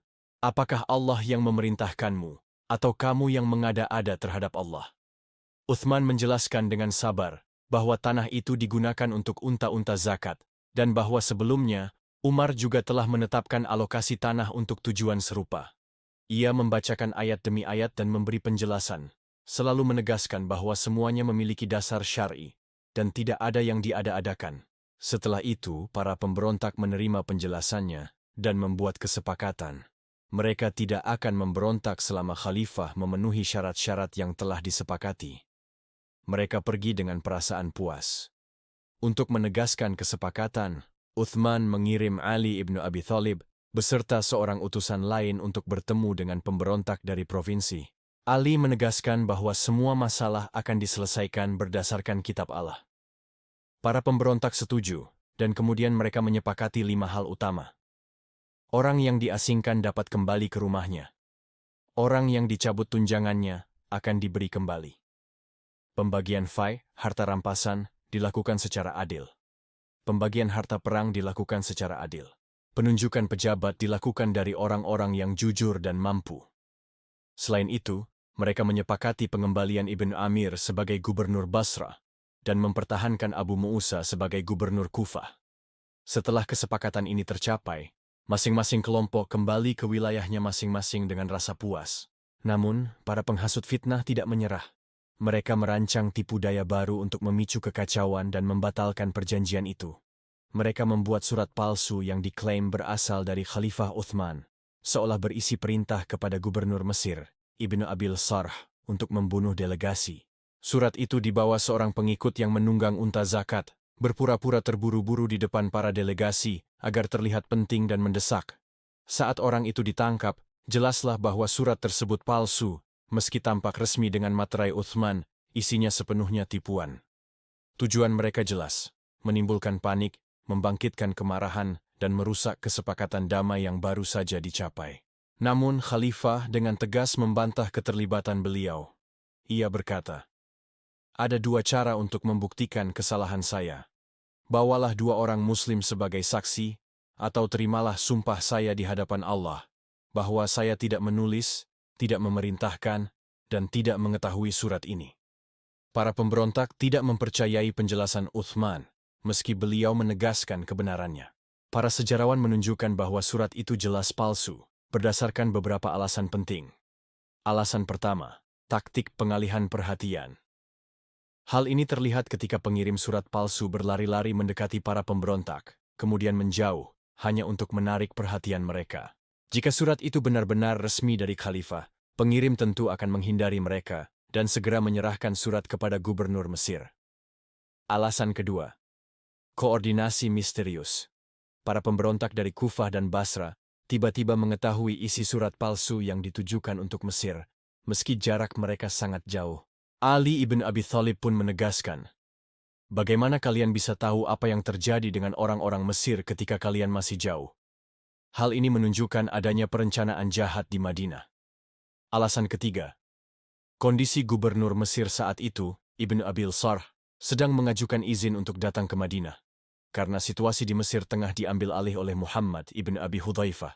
Dengan kondisi ini, jelas tidak mungkin Uthman mengirim surat yang memerintahkan pembunuhan para pemberontak. Alasan keempat, larangan khalifah untuk kekerasan. Selama pengepungan Madinah, Uthman bahkan melarang sahabat membela beliau dengan kekerasan. Dengan prinsip ini, mustahil beliau menulis surat yang memerintahkan pembunuhan. Alasan kelima, beberapa pemimpin pemberontak, seperti Hukaim ibn Jablah dan Al-Ashtar al-Nakhai, tetap berada di Madinah setelah delegasi lainnya pergi. Mereka yang tinggal inilah yang kemungkinan besar membuat surat palsu itu, atas instruksi Abdullah ibn Sabah, untuk membatalkan kesepakatan dan memicu kekacauan. Dengan demikian, surat palsu ini merupakan bagian dari fitnah yang dirancang untuk menggagalkan perdamaian, menjerumuskan para delegasi kembali ke permusuhan, dan memicu pertumpahan darah di tengah kaum muslimin. Pengepungan rumah Khalifah Uthman dimulai pada hari Jumat, 12 Zulhijjah tahun 35 Hijriah. Selama pengepungan, Khalifah Uthman tidak bisa keluar rumah, bahkan untuk menunaikan sholat wajib. Pada saat itu, salah satu pemimpin pemberontak memimpin sholat, dan seorang sahabat, Ubaidullah ibn Adi ibn al-Khayyar, merasa ragu apakah ia boleh sholat di belakangnya. Ia kemudian bertanya kepada Uthman, yang menasehati dengan bijak. Salat adalah amal terbaik yang dikerjakan manusia. Jika mereka berbuat baik, ikutlah. Jika mereka berbuat salah, tinggalkanlah. Ketika pengepungan semakin intens, para pemberontak menuntut agar Uthman menyerahkan jabatan khalifah atau mereka akan membunuhnya. Namun, beliau tetap tegas. Aku tidak akan melepas jubah yang telah Allah berikan untukku. Beberapa sahabat, termasuk Al-Mughirah ibn al-Akhnas, menyarankan agar beliau menyerahkan jabatan untuk menyelamatkan nyawanya, tetapi beliau menolak. Saat itu, Ibnu Umar memasuki rumah khalifah dan memberi nasihat. Lihatlah apa yang mereka katakan, serahkanlah dan jangan bunuh dirimu. Tapi jika engkau menyerah, apakah engkau akan hidup selamanya di dunia ini? Uthman menjawab, tidak. Ibnu Umar melanjutkan, kalau engkau tidak menyerah, bisakah mereka melakukan lebih dari membunuhmu? Uthman, tidak. Ibnu Umar, mereka yang menentukan apakah engkau masuk surga atau neraka. Uthman, tidak. Ibnu Umar menegaskan bahwa menyerahkan jabatan khalifah akan menjadi presiden buruk. Jika rakyat tidak menyukai penguasa, mereka bisa membunuhnya, sehingga jabatan khalifah menjadi lemah dan tidak dihormati. Berkat nasihat ini, Uthman tetap teguh dan menunjukkan keteladanan yang kuat bagi khalifah setelahnya, menjaga kehormatan dan stabilitas posisi khalifah meski menghadapi ancaman nyawa sendiri. Selama pengepungan, beliau menanggung tekanan dengan sabar, menempatkan kepentingan umat di atas keselamatannya sendiri. Uthman tidak menyerahkan jabatan dan menahan diri agar darah muslim tidak tertumpah. Pada suatu hari, saat melihat dari pintu rumah, Uthman mendengar para pengepung mengancam akan membunuhnya. Beliau segera kembali ke dalam rumah, wajahnya pucat karena cemas, dan berkata kepada orang-orang yang bersamanya, mereka tadi mengancam akan membunuhku. Orang-orang menenangkan beliau. Allah akan cukupkan engkau, wahai Amir al-Mu'minin.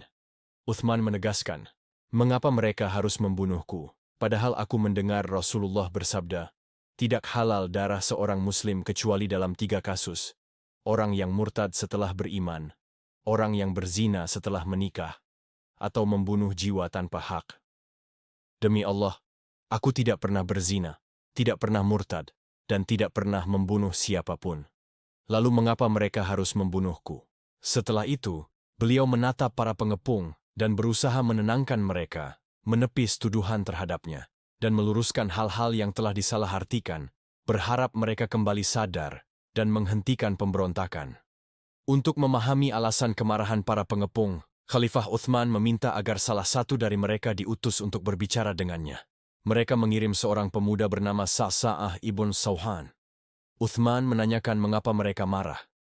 Sa'sa'ah menjawab bahwa mereka merasa diusir dari rumah mereka secara tidak adil, hanya karena mereka berkata, Tuhan kami adalah Allah. Mengutip Al-Hajj, ayat 40. Untuk mengoreksi kesalahpahaman ini, Uthman meminta agar Sa'sa'ah membacakan ayat Al-Quran secara lengkap. Sa'sa'ah pun membaca, Allah memberi izin bagi mereka yang diperangi karena dizalimi, dan sesungguhnya Allah Maha Kuasa menolong mereka. Dengan membaca ayat lengkapnya, Uthman menjelaskan bahwa ayat itu bukan untuk membenarkan tindakan mereka, melainkan ditujukan bagi beliau dan para sahabat yang dizalimi. Beliau menekankan konteks aslinya melalui Al-Hajj ayat 39-41, yang menjelaskan bahwa izin berperang hanya diberikan bagi mereka yang dizalimi. Beliau menegaskan bahwa pengusiran yang dilakukan terhadap beberapa orang adalah untuk menegakkan amar ma'ruf dan nahi mungkar. Mereka yang diusir adalah orang-orang yang mencoba menimbulkan fitnah dan merusak tatanan kaum muslim. Dengan penjelasan ini, Uthman membetulkan tafsir keliru Sa'sa'ah dan memastikan para pengepung memahami konteks asli ayat Al-Quran, sehingga tidak salah menjustifikasi pemberontakan mereka. Setelah meluruskan kesalahan mereka, Uthman mengingatkan rakyat akan kedudukan dan beberapa keutamaannya, serta meminta mereka yang mengetahui atau mendengar langsung dari Rasulullah untuk bersaksi di hadapan rakyat. Beliau berkata, "Demi Allah, siapapun yang mendengar Rasulullah di Jabal Hira, saat gunung itu gemetar," dan beliau menendangnya sambil berkata, "Tenanglah Hira, tidak ada di atasmu selain Nabi, Siddiq, atau Syahid. Aku hadir bersama beliau." Beberapa orang pun bersaksi atas hal itu. Selanjutnya, beliau menegaskan lagi, "Demi Allah, siapapun yang mendengar Rasulullah pada hari Bai'at Ar-Ridwan, ketika beliau mengutusku." Narasi ini menekankan kejujuran, integritas, dan kesaksian sahabat terhadap kedekatan Uthman dengan Nabi, sekaligus menunjukkan bahwa tuduhan pemberontak adalah palsu dan tidak berdasar. Uthman kemudian mengingatkan para pengepung tentang keutamaan dan amalannya yang dikenal di kalangan sahabat dan umat. Beliau menyebutkan bahwa rumahnya ia masukkan ke dalam masjid sebagai amal yang akan diganti dengan rumah di surga. Beliau membiayai setengah pasukan perang Tabuk dari hartanya sendiri dan membeli air sumur Ro'omah agar dapat digunakan secara gratis bagi para musafir. Semua perbuatan ini disaksikan oleh beberapa sahabat, menegaskan integritas dan ketulusan beliau. Namun beliau melihat bahwa para pemberontak tetap bersikeras untuk membunuhnya. Lalu Uthman memperingatkan mereka. "Pertama, jangan membunuhku, bicaralah dengan aku. Jika kalian membunuhku, kalian tidak akan pernah bersatu lagi dalam peperangan atau pembagian harta rampasan, dan akan terpecah belah. Kedua, jika kalian membunuhku, kalian tidak akan lagi saling mencintai atau berperang bersama." Sebagaimana beliau menekankan dengan menyilangkan jari-jarinya untuk menunjukkan perpecahan. Semua yang beliau peringatkan terjadi setelah beliau syahid, menegaskan bahwa peringatan beliau tepat dan terbukti. Selama pengepungan, beberapa sahabat menawarkan pertolongan untuk membela Uthman, namun beliau menolaknya demi menghindari pertumpahan darah umat. Ja'abir ibnu Abdullah meriwayatkan bahwa Ali mengirim pesan kepada Uthman, "Saya memiliki 500 orang bersenjata. Berikan izin untuk melindungi Anda dari orang-orang ini, karena Anda tidak melakukan hal yang membenarkan darah Anda ditumpahkan." Uthman menjawab, "Semoga Allah membalasmu dengan kebaikan. Aku tidak ingin darah ditumpahkan untukku." Abu Habibah menyampaikan pesan dari Az-Zubair ibn al-Awwam, "Aku tetap setia padamu, aku tidak berubah. Jika kau ingin, aku akan datang ke rumahmu dan menjadi salah satu yang ada di sana.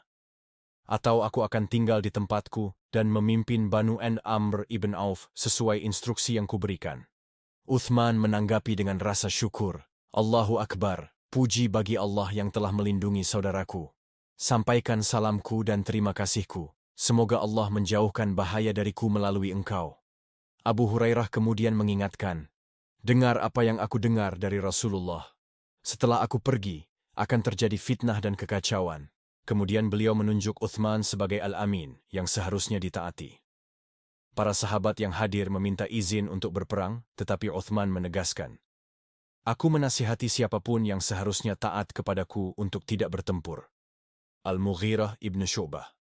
Ia menyarankan 3 opsi untuk menyelamatkan diri Uthman: keluar dan melawan para pengepung karena jumlah dan kebenaran di pihaknya, keluar melalui pintu lain dan pergi ke Makkah, tempat mereka tidak akan berani menyerangnya, pergi ke Suriah untuk mencari perlindungan dari Muawiyah. Uthman menolak semua opsi ini. Keluar dan bertempur? Aku tidak akan menjadi orang pertama setelah Rasulullah yang memimpin umat dengan menumpahkan darahnya. Pergi ke Makkah?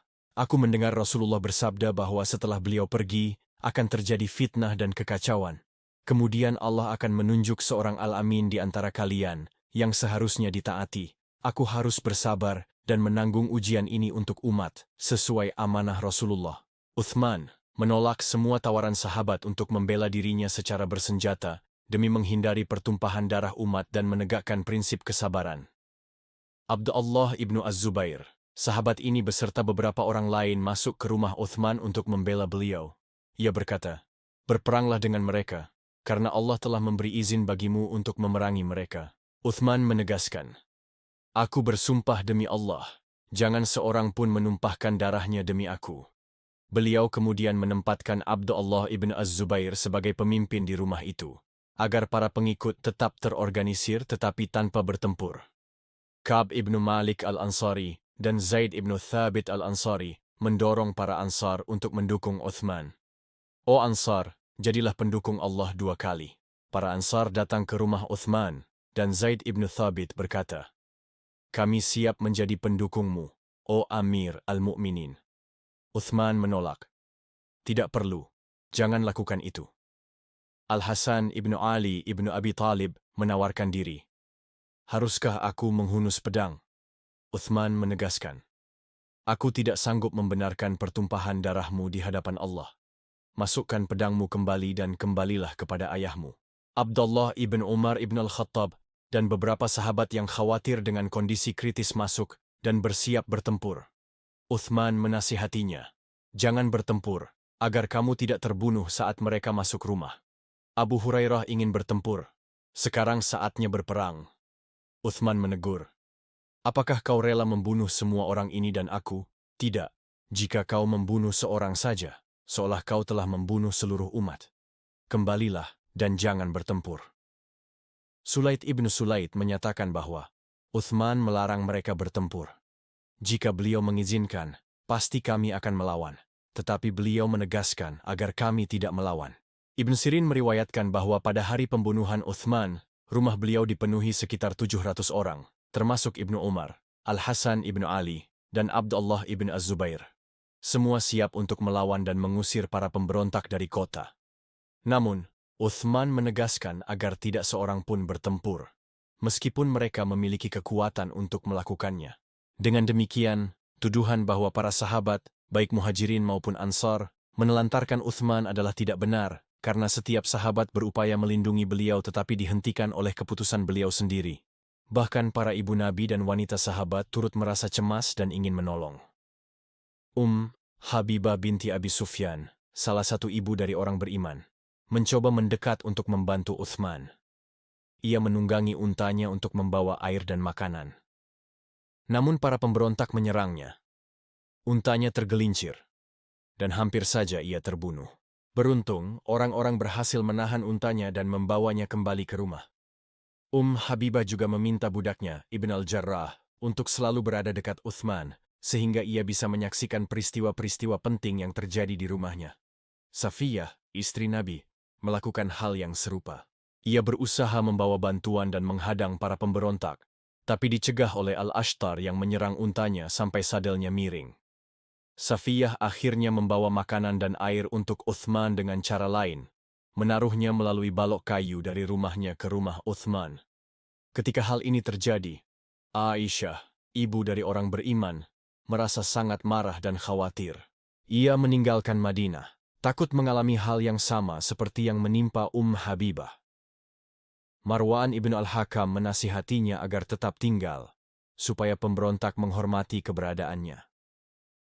Namun Aisyah menolak dan berkata, "Apakah engkau ingin aku mengalami seperti yang terjadi pada Habibah? Tidak ada seorang pun yang bisa melindungiku. Aku tidak ingin berada di posisi yang memalukan seperti itu, dan aku tidak tahu bagaimana semua ini akan berakhir." Kepergian Aisyah dan para ibu Nabi bukan hanya untuk melarikan diri, tetapi sebagai strategi. Mereka berharap dengan meninggalkan Madinah dan menuju Makkah, para pemberontak akan menyadari kesalahan mereka, dan orang-orang lain akan menghormati posisi mereka.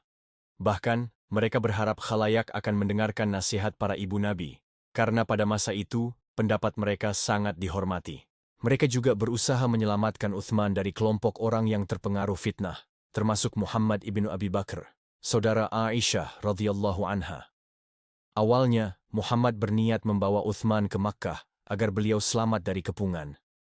Namun, ketika saran itu ditolak, ia justru terpengaruh oleh para pemberontak. Melihat sikap tersebut, Hanzalah, penulis wahyu Nabi, merasa heran. Ia menegurnya dengan berkata, "Wahai Muhammad, ibu orang-orang beriman memanggilmu, tetapi engkau tidak mengikutinya.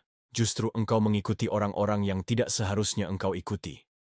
Aisyah menegaskan, "Demi Allah, jika aku bisa menghentikan mereka, aku pasti akan melakukannya." Ini menunjukkan bahwa sejak awal munculnya gejolak pemberontakan, para ummahatul mukminin dan sahabat wanita sudah berusaha mengambil peran. Mereka memanfaatkan kedudukan dan kehormatan mereka untuk menenangkan keadaan, mengajak kaum muslimin bersikap bijak, dan mencegah pertumpahan darah. Usaha mereka menjadi bukti bahwa sejak awal, para istri Nabi dan sahabat wanita tidak tinggal diam dalam menghadapi fitnah besar ini, melainkan berupaya keras agar kekacauan bisa segera berakhir. Ketika pengepungan rumah Uthman semakin serius, beberapa wanita sahabat ikut berusaha menjaga dan memberi nasihat agar situasi tidak semakin parah. Asma bint Umais, ibu dari Muhammad ibn Abi Bakar dan Muhammad ibn Ja'far, mencoba menasihati kedua putranya. Lampu itu menghabiskan dirinya sendiri agar orang lain mendapat cahaya. Jangan sampai perbuatan kalian hari ini berakhir merugikan orang lain. Namun kedua putranya tidak mendengarkan dan marah. Mereka berkata, "Kami tidak akan melupakan apa yang Uthman lakukan kepada kami." Asma menjawab, "Segala yang diperintahkan Uthman kepada kalian hanyalah untuk mematuhi jalan Allah." Peristiwa ini terjadi setelah rombongan dari Mesir yang sebelumnya datang ke Madinah untuk mengadukan berbagai tuntutan terhadap Uthman, kembali lagi dengan membawa tuduhan baru. Mereka menuduh bahwa Uthman mengirimkan surat perintah rahasia kepada gubernur Mesir agar membunuh para pemimpin mereka, termasuk Muhammad ibnu Abi Bakar. Namun, Uthman dengan tegas membantah tuduhan itu. Ia bersumpah bahwa ia tidak pernah menulis ataupun mengirim surat semacam itu. Bahkan beliau menantang, "Datangkanlah 2 orang saksi atas kebenaran tuduhan itu." Uthman memahami bahwa surat tersebut hanyalah rekayasa yang dibuat untuk memperkeruh keadaan dan melemahkan kedudukannya di mata umat. Al-Sa'bah bint Al-Hadrami, wanita sahabat lainnya, juga sangat peduli. Ia menasihati putranya, Talha ibnu Ubaidillah, agar berbicara kepada Uthman dan membujuknya agar tidak menempatkan dirinya dalam bahaya dan agar mengizinkan para sahabat membelanya atau meminta bantuan dari gubernur di wilayah lain. Pengepungan Uthman semakin parah. Mengapa kau tidak bicara kepadanya dan membujuknya? Sikap Al-Sa'bah menunjukkan kepedulian yang tulus, memperhatikan keselamatan khalifah tanpa kehilangan keseimbangan atau rasionalitas. Hal ini juga mencerminkan kewaspadaan dan kebijaksanaan para wanita sahabat dalam menghadapi kekacauan politik dan bahaya yang mengancam umat Islam pada waktu itu. Secara umum, semua wanita sahabat menunjukkan keseimbangan antara keberanian, kepedulian, dan akal sehat, sekaligus menjaga kehormatan dan keselamatan Uthman di tengah situasi sulit. Ketika waktu haji tiba, Uthman memanggil Abdullah ibnu Abbas dan memintanya memimpin umat Islam dalam ibadah haji. Ibnu Abbas ingin tetap berada di sisi Uthman dan ikut menghadapi para pemberontak, karena baginya berjihad melawan para pemberontak lebih utama daripada haji. Namun Uthman bersikeras, "Aku ingin engkau memimpin umat Islam dalam haji." Akhirnya, Ibnu Abbas taat dan berangkat memimpin haji. Bersama Ibnu Abbas, Uthman mengirimkan surat yang dibacakan kepada para jamaah haji untuk menjelaskan situasi yang sedang terjadi. Isi suratnya antara lain, dia memulai dengan pujian kepada Allah dan pengingat tentang nikmat serta petunjuknya. Dia menegaskan bahwa Allah telah menyelamatkan umat Islam dari kekufuran dan permusuhan, serta menyatukan hati-hati mereka yang sebelumnya bermusuhan. Dia mengingatkan umat Islam untuk bertakwa kepada Allah, tetap bersatu, dan menjadi umat yang menyeru kebaikan serta mencegah kemungkaran. Dia memperingatkan agar tidak mengikuti kelompok yang terpecah-pecah dan berbeda pendapat setelah datang bukti yang jelas, karena mereka akan mendapat azab yang berat. Dengan surat ini, Uthman ingin menunjukkan kepada seluruh umat Islam bahwa dia berada di jalur yang benar, tidak menyerang umat Islam. Persatuan umat lebih penting daripada kepentingan pribadi. Kekuasaan dan kedudukannya tidak akan membuatnya melanggar prinsip Islam, bahkan di tengah ancaman nyawa. Surat ini menjadi bukti kebijaksanaan dan kesabaran Uthman dalam menghadapi krisis, sekaligus memberi arahan kepada umat untuk tetap taat, bersatu, dan mengikuti kebenaran. Para pemberontak mengaku bahwa tujuan mereka adalah membela agama dan menegakkan kebenaran, bukan mencari keuntungan dunia. Namun, ketika kebenaran dijelaskan, sikap mereka terpecah. Ada yang menerimanya dengan lapang dada, tetapi ada pula yang tetap keras kepala, memaksakan kehendak, bahkan ingin mempercepat kematian Uthman demi meraih kekuasaan. Mereka menuntut agar hukum ditegakkan sesuai syariat dan hak-hak rakyat dikembalikan.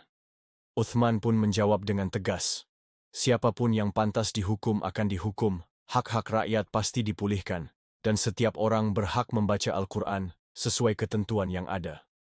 Beliau menegaskan kesabarannya, meskipun mereka telah menghalangi salatnya, menutup masjid, dan merampas sebagian harta di Madinah. Kemudian mereka mengajukan 3 pilihan kepada Uthman. Pertama, menyelesaikan semua urusan dengan orang-orang yang pernah berselisih dengannya, baik beliau berada di pihak benar maupun salah. Kedua, mengundurkan diri dari kekhalifahan agar mereka bisa menunjuk pengganti. Ketiga, memanggil pasukan dan rakyat Madinah untuk menentang beliau serta menolak ketaatan yang Allah perintahkan. Menanggapi itu, Uthman mengingatkan bahwa para khalifah sebelumnya pun tidak luput dari kesalahan. Namun beliau tetap memilih jalan kesabaran, menegakkan keadilan, dan ketaatan kepada Allah. Ia menolak menumpahkan darah kaum muslim meski harus menghadapi fitnah yang sangat berat. Meski begitu, demi menjaga keamanan, Uthman menulis kepada para gubernur di wilayah lain meminta bantuan militer dan dukungan. Menurut riwayat Saif ibnu Umar dan Al-Tabari, Muawiyah mengirimkan Habib ibnu Maslamah Al-Fihri, memimpin pasukan untuk membantu. Abdullah ibnu Sa'ad juga diberi tanggung jawab untuk mengatur pasukan sesuai situasi. Langkah ini menunjukkan bahwa Uthman tetap berupaya menjaga keamanan Madinah dan umatnya, meski menghadapi ancaman serius dari para pemberontak. Beberapa wilayah Islam mencoba membantu Uthman tanpa diminta, meskipun ia sendiri tidak ingin pasukan datang karena khawatir hal itu bisa memicu pertumpahan darah lebih banyak. Dari Mesir, Muawiyah ibnu Hudaij memimpin pasukan. Dari Kufah, Al-Qa'a ibnu Amr memimpin tentaranya. Ada pula kelompok pasukan lain yang bergerak menuju Madinah atas inisiatif mereka sendiri atau perintah pemimpin masing-masing. Namun sikap Uthman tetap mengutamakan kehati-hatian, menolak agar para sahabat dan anak-anak sahabatnya ikut bertempur. Beberapa minggu setelah pengepungan dimulai, Uthman mengumpulkan semua orang di Madinah, termasuk pemberontak Sabai dan penduduk damai, di mana hadir pula para sahabat senior seperti Ali, Talhah, dan Az-Zubair. Dalam khutbah terakhirnya, Uthman ibnu Affan mengingatkan bahwa dunia hanyalah persinggahan sementara, sedangkan akhirat adalah tujuan abadi. Ia berpesan agar kaum muslim tidak lalai oleh kesenangan dunia, tetapi tetap teguh dalam ketaatan kepada Allah. Beliau menekankan pentingnya persatuan, seraya mengutip firman Allah dalam surah Ali Imran ayat 103, bahwa umat telah disatukan dari permusuhan menjadi persaudaraan, dan persatuan itu harus dijaga agar tidak hancur oleh fitnah. Beliau juga berdoa agar Allah mengangkat khalifah yang baik setelahnya, menegaskan tidak akan berkompromi dengan para pemberontak, serta melarang siapapun menumpahkan darah demi membelanya. Karena itu, beliau meminta penduduk Madinah untuk meninggalkan rumahnya dan tetap patuh pada perintah Allah. Hanya beberapa orang seperti Al-Hasan, Muhammad ibn Abi Bakar, ibnu Az-Zubair, dan sebagian lainnya yang tetap berada di depan pintunya atas perintah orang tua mereka.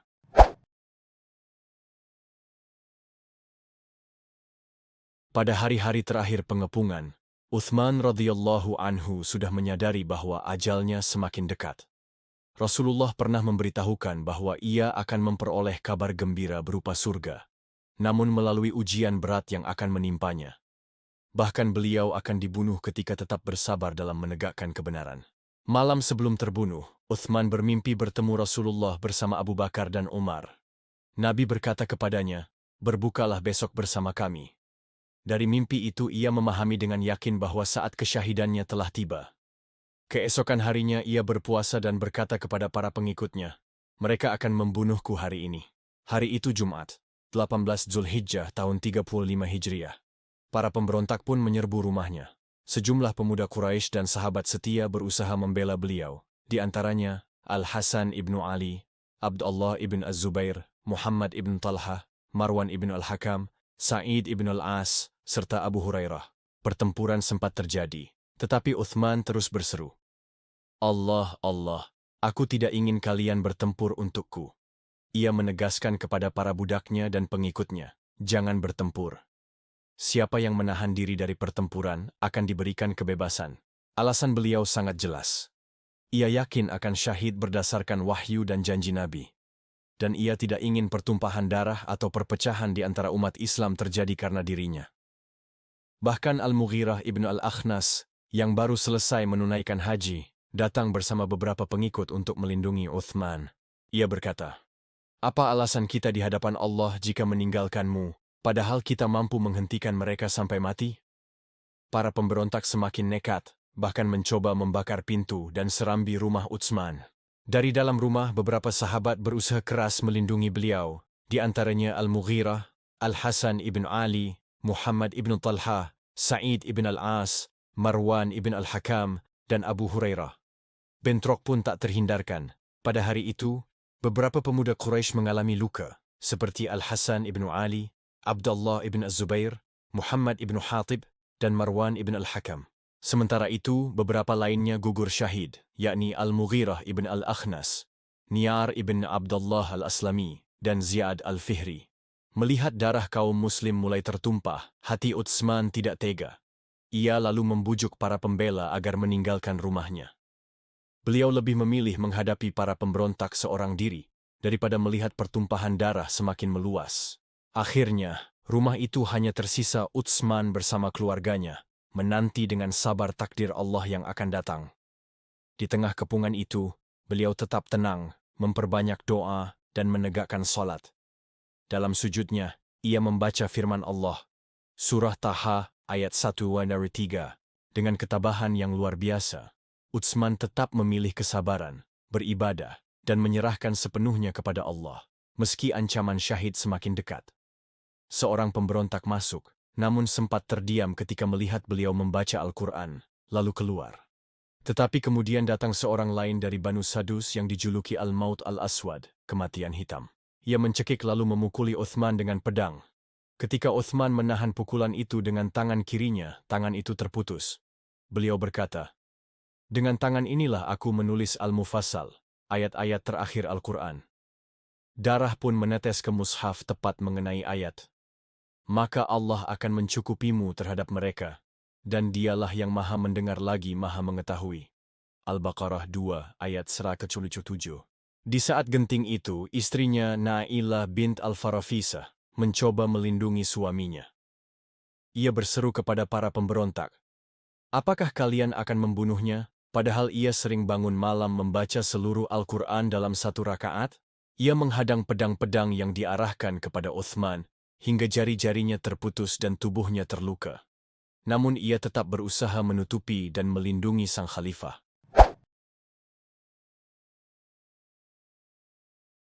Setelah Utsman radhiyallahu anhu syahid, keadaan di dalam rumahnya berubah menjadi kacau. Seorang budak beliau bernama Nujaih, yang tidak mampu menahan amarah melihat tuannya dibunuh, segera menyerang Saudaan ibnu Hamra'an hingga berhasil membunuhnya. Namun, Qutairah ibnu Fulan al-Sakuni lalu membalas dengan membunuh Nujaih. Dengan demikian, pada hari itu, 4 nyawa melayang di dalam rumah. 2 syuhada, Utsman dan budaknya Nujaih, serta 2 orang penjahat, Saudaan dan Qutairah. Setelah darah ditumpahkan, salah seorang dari kelompok Sabaiyah berseru dengan congkak, tidak mungkin darahnya halal bagi kita, sementara hartanya tidak boleh kita ambil. Harta itu juga milik kita. Ucapan ini menjadi isyarat penjarahan. Mereka pun merampok isi rumah, bahkan merampas perhiasan para wanita. Istri Utsman, Na'ilah, tidak luput dari penghinaan. Seorang Sabai bernama Kulthum al-Tajibi berani menyerangnya, melepaskan abayahnya, dan melontarkan kata-kata hina. Melihat itu, Subaih, budak setia Utsman, tak kuasa menahan diri dan langsung membunuh Kulthum. Namun, keberanian itu dibalas kejam. Subaih akhirnya dibunuh oleh pemberontak lainnya. Belum puas dengan itu, para pemberontak juga menyerbu Bait al-Mal, tempat penyimpanan harta umat. Mereka hanya menemukan 2 wadah berisi makanan. Namun tetap mereka rampas, menambah noda hitam kejahatan mereka di hari tragis itu.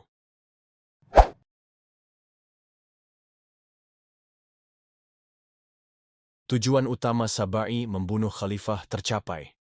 Namun banyak pengikut mereka yang awalnya hanya ingin kerusuhan, menyesal setelah melihat Uthman terbunuh.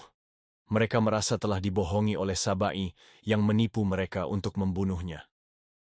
Kejadian ini mengingatkan pada kaum Bani Israel yang menyesal saat menyembah anak lembu. Sebagaimana Allah berfirman, "Dan ketika mereka menyesal dan melihat bahwa mereka telah tersesat, mereka berkata, jika Tuhan kami tidak merahmati kami dan mengampuni kami, tentu kami termasuk orang-orang yang merugi." Al-A'raf ayat 114, 149. Rakyat Madinah yang saleh sangat berduka atas terbunuhnya khalifah mereka. Mereka menangis sambil mengucap inna lillahi wa inna ilaihi raji'un. Namun mereka tidak bisa berbuat banyak karena tentara pemberontak Sabai menguasai Madinah, menyebarkan kekacauan, dan menghalangi warga melakukan apapun. Pemimpin de facto Madinah pada saat itu adalah Al-Ghafiqi ibn Harb al-Akki, pemimpin pasukan Mesir pemberontak, bersama Abdullah ibn Sabah. Otak di balik semua rencana jahat mereka, yang merasa sangat senang dengan keberhasilan tujuan jahatnya. Setelah peristiwa tragis itu, beberapa sahabat dan orang saleh di Madinah merenungi kejadian yang terjadi. Mereka melihat bagaimana para pemberontak telah tertipu oleh orang-orang jahat seperti Abdullah ibn Sabah, yang memanipulasi mereka untuk melakukan tindakan brutal. Sa'd ibn Abi Waqqas menyatakan belasungkawa untuk Uthman, dan mengingatkan dengan firman Allah, seperti syaitan, ketika dia berkata kepada manusia, kafirlah kamu. Lalu ketika manusia kafir, syaitan berkata, aku lepas darimu, sesungguhnya aku takut kepada Allah, Tuhan semesta alam. Akhir keduanya adalah di neraka, abadi di dalamnya. Demikianlah balasan bagi orang-orang yang zalim. Al-Hashr ayat 16-17. Firman ini menjadi peringatan bagi semua, bahwa mereka yang menipu, memfitnah, dan menimbulkan kerusakan, akan menerima akibatnya, bahkan jika pada awalnya mereka merasa berkuasa. Setelah kematian Uthman, Sa'd ibn Abi Waqqas mendoakan agar Allah menimpakan penyesalan, kehinaan, dan hukuman kepada para pelaku pembunuhan khalifah.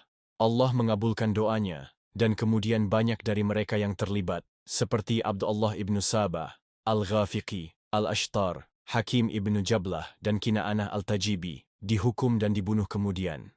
Ini menunjukkan bahwa Allah menegakkan keadilan meskipun melalui jalan waktu dan peristiwa yang panjang.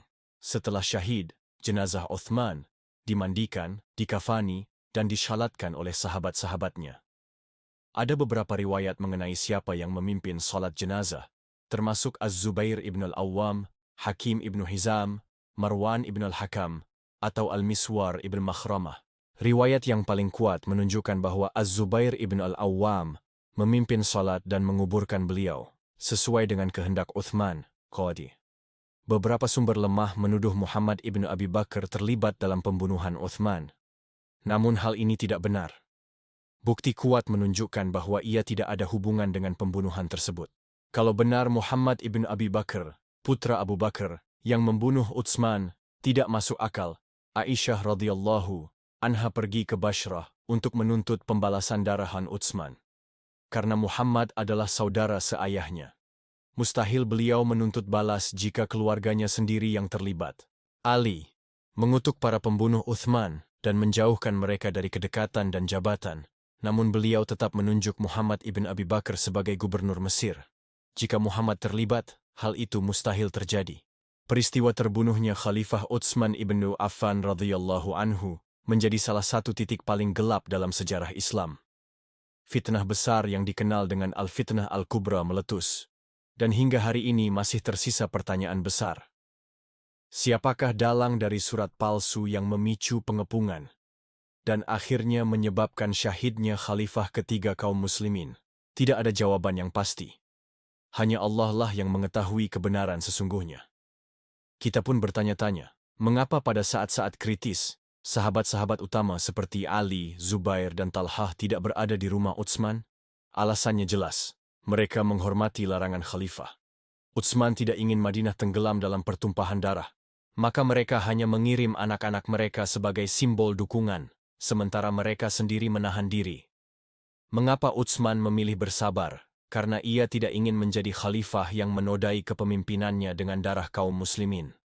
Rasulullah telah menasihatinya untuk bersabar menghadapi fitnah, dan Utsman menunaikannya dengan penuh ketaatan. Dengan itu, beliau lebih memilih syahid di jalan Allah daripada melawan sesama muslim. Semua tuduhan pemberontak telah beliau sangkal dengan kitabullah. Namun, kelemahan nyata pada masa pemerintahannya adalah tidak adanya kekuatan militer yang memadai di Madinah untuk melindungi khalifah. Ditambah sifat beliau yang sangat lembut dan penuh kasih, sehingga seringkali tidak menindak tegas pemberontak.